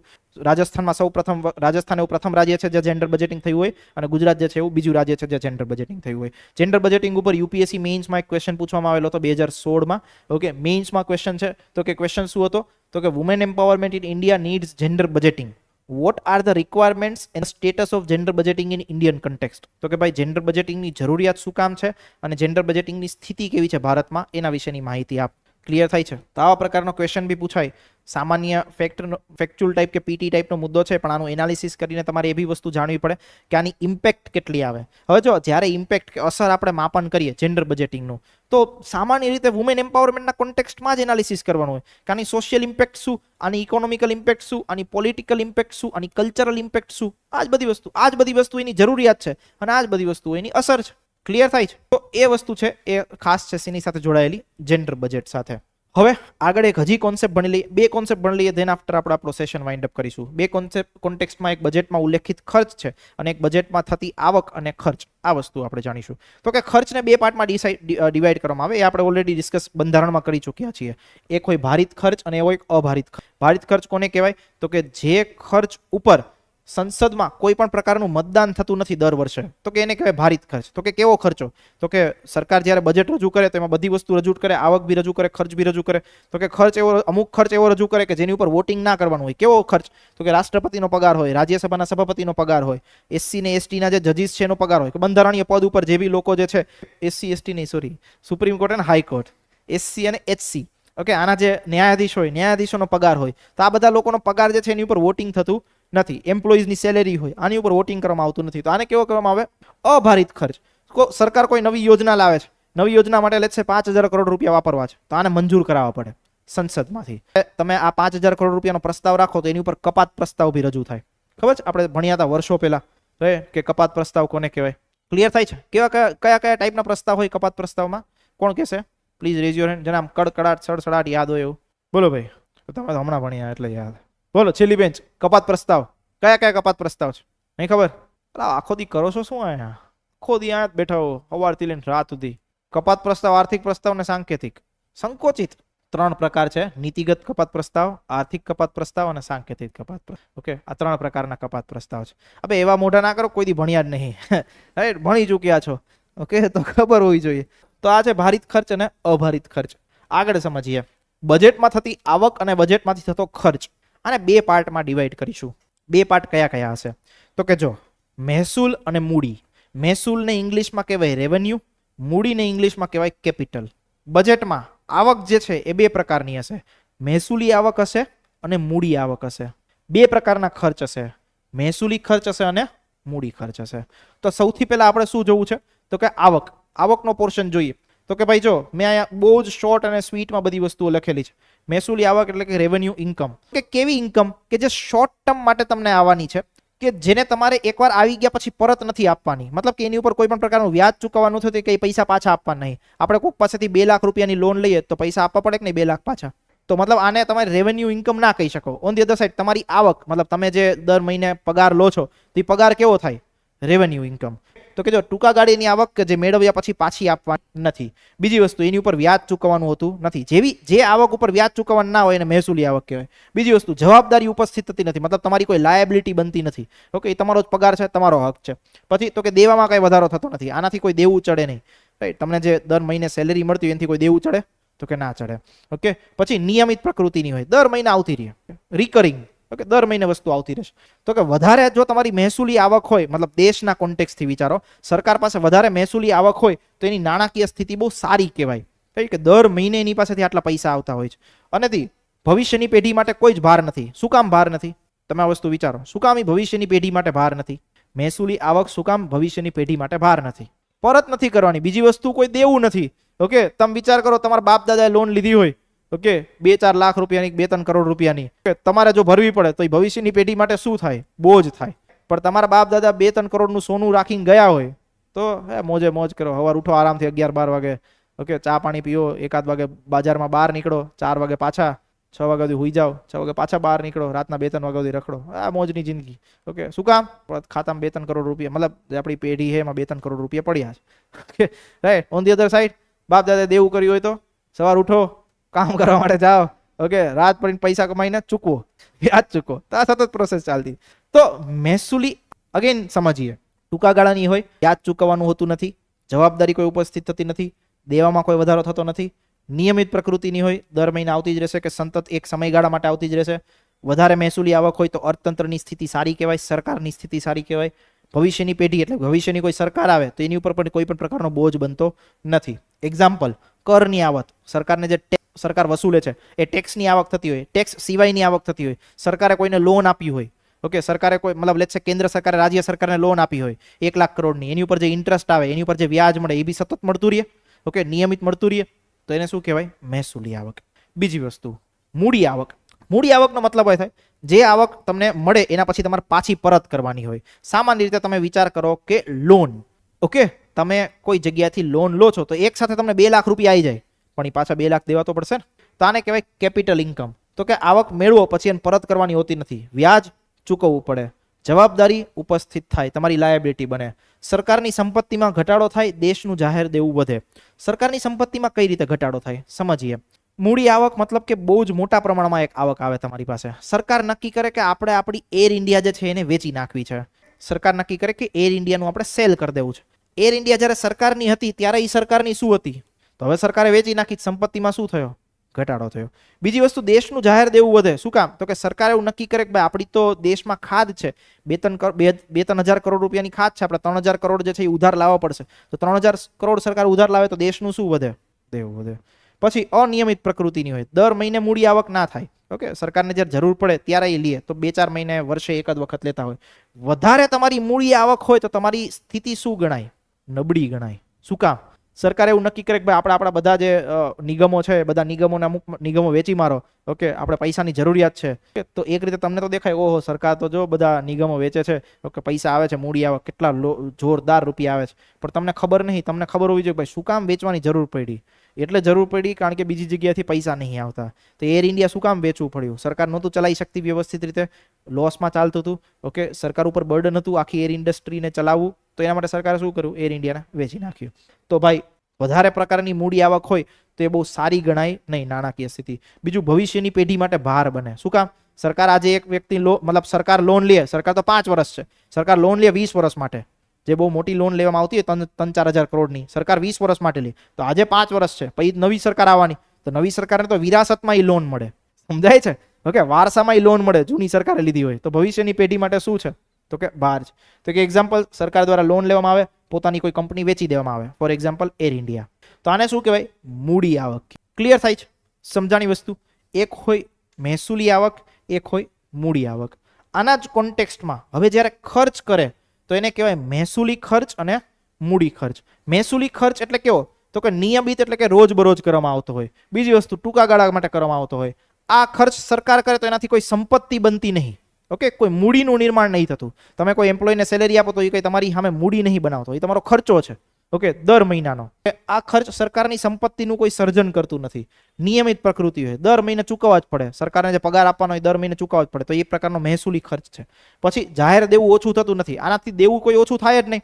આ ખર્ચ તો તમારે દર મહિને કરવાનો જ છે, તો તમારે એનાથી જે તમારી ઉપર બોજ છે એ બોજ કઈ ઓછો થતો નથી. એક્ઝામ્પલ, પગાર માટે જે ખર્ચ કરવામાં આવતો હોય તે. ઓન ધી અધર સાઈડ, મૂડી ખર્ચ.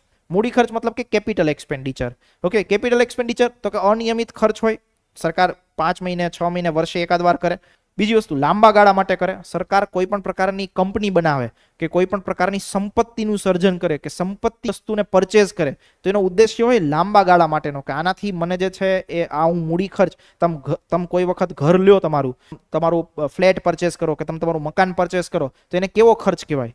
મૂડી ખર્ચ કહેવાય. શું કામ? કારણ કે એનાથી સંપત્તિનું સર્જન થાય છે, તમારી અસેટ બને છે, તમારી પ્રોપર્ટી બને છે. અને બીજી વસ્તુ લાંબા ગાળા માટે. તમે એવું નહીં કે આ તો ઘર લીધું 1-2 મહિના રહીશું પછી વેચી મારશું, એવું નહીં હોતું. તો લાંબા ગાળા માટે હોય. આ ખર્ચથી સરકારની સંપત્તિનું શું થાય? સર્જન થાય. બીજી વસ્તુ, જાહેર દેવું ઘટે. કઈ રીતે? તો કે અપ્રત્યક્ષ રીતે ઘટે. શું કામ? કારણ કે સંપત્તિ હોય, સંપત્તિથી શું થશે? વૃદ્ધિ થશે. વૃદ્ધિથી રોજગારી વધશે, રોજગારીથી આવક વધશે. માની લઈએ સરકાર કોઈ કંપની બનાવે છે, ઓકે, તો કંપની બનાવવામાં સરકાર ખર્ચો કરે, ઓકે, ખર્ચો કરે તો સરકારનો ઉદ્દેશ્ય છે કે ભાઈ આ કંપની કરશું, આમાં આપણે કામગીરી કરશું તો એનાથી કંઈક આવક થશે આપણને, ઓકે. તો સરકાર શું વિચારે? એક કામ કરો, એક કંપની બનાવો, પૈસા ઇન્વેસ્ટ કરો, ખર્ચો કરો, મૂડી ખર્ચ કરો. મૂડી ખર્ચ કરશે તો એનાથી શું થશે? પોતાની સંપત્તિ બનશે. સંપત્તિથી એમ કહેશે કે હવે અહીંયા માણસો લાવો, તો માણસોને કામ ઉપર રાખશે. કામ માણસો કરશે તો કંઈક વસ્તુની નવી પ્રોડક્ટ બનશે. પ્રોડક્ટ વધશે તો માર્કેટમાં વેચાશે. માર્કેટમાં વેચાશે, સામે પૈસા આવશે. તો જાહેર દેવું અપ્રત્યક્ષ રીતે ઘટે. સરકાર એવું વિચારે કે આનાથી જે મને આવક થશે એ હું ક્યાંક મારે જે દેવું હોય છે ભરવાનું વાઇન્ડ અપ કરી દઈશ, એની સામે સેટ ઓફ કરી દઈશ કે આમાંથી હું 2000 કરોડ કમાઈશ તો ક્યાંક મારે 2000 કરોડ ભરવાના હશે, ત્યાં હું ભરી દઈશ. તો અલ્ટિમેટલી જાહેર દેવું શું થાય? ઘટે. એક્ઝામ્પલ્સ, નવી ટેકનોલોજી માટે થતો ખર્ચ. લેટ્સ સે 5G ટેકનોલોજી તમારે બનાવી છે તો સરકાર એવું 5G ટેકનોલોજીને એસ્ટાબ્લિશ કરે, સ્પેક્ટ્રમનું ઓક્શન કરે, ઓકે. તો સરકારને એવો ઉદ્દેશ્ય કે ભાઈ આ સ્પેક્ટ્રમ બનાવીશું, સ્પેક્ટ્રમ વેચાશે તો એનાથી આપણને આવક થશે. આપણને જે આવક થશે એને આપણે ક્યાંક આપણું જે દેવું હશે એ દેવામાં આપીશું તો એનાથી આપણો જે દેવું હશે એમાં ઘટાડો થશે. તો આવા 4 પ્રકારની વસ્તુ હોય: મહેસૂલ આવક, મૂડી આવક, મહેસૂલ ખર્ચ અને મૂડી ખર્ચ. મહેસૂલ વાળો જે શબ્દ આવે, રેવન્યુ જે શબ્દ આવે, ત્યાં તમારે હંમેશા સમજવાનું ટૂંકા ગાળાની વસ્તુ છે. મૂડી કે કેપિટલ શબ્દ જે આવે ત્યાં તમારે હંમેશા સમજવાનું શું? કે લાંબા ગાળા માટેની વસ્તુ છે. ક્લિયર થાય છે? સમજાણી વસ્તુ મગજમાં બેઠી? કોઈ ડાઉટ, કોઈ પ્રશ્નો? અહીંયા સુધી આજનો સેશન રાખીશું. ચલો, અહીંયા સુધી આપણો આજનો સેશન રાખીએ. ફરી પાછા મળીશું નેક્સ્ટ સેશનમાં. Till that have a good time to all of you.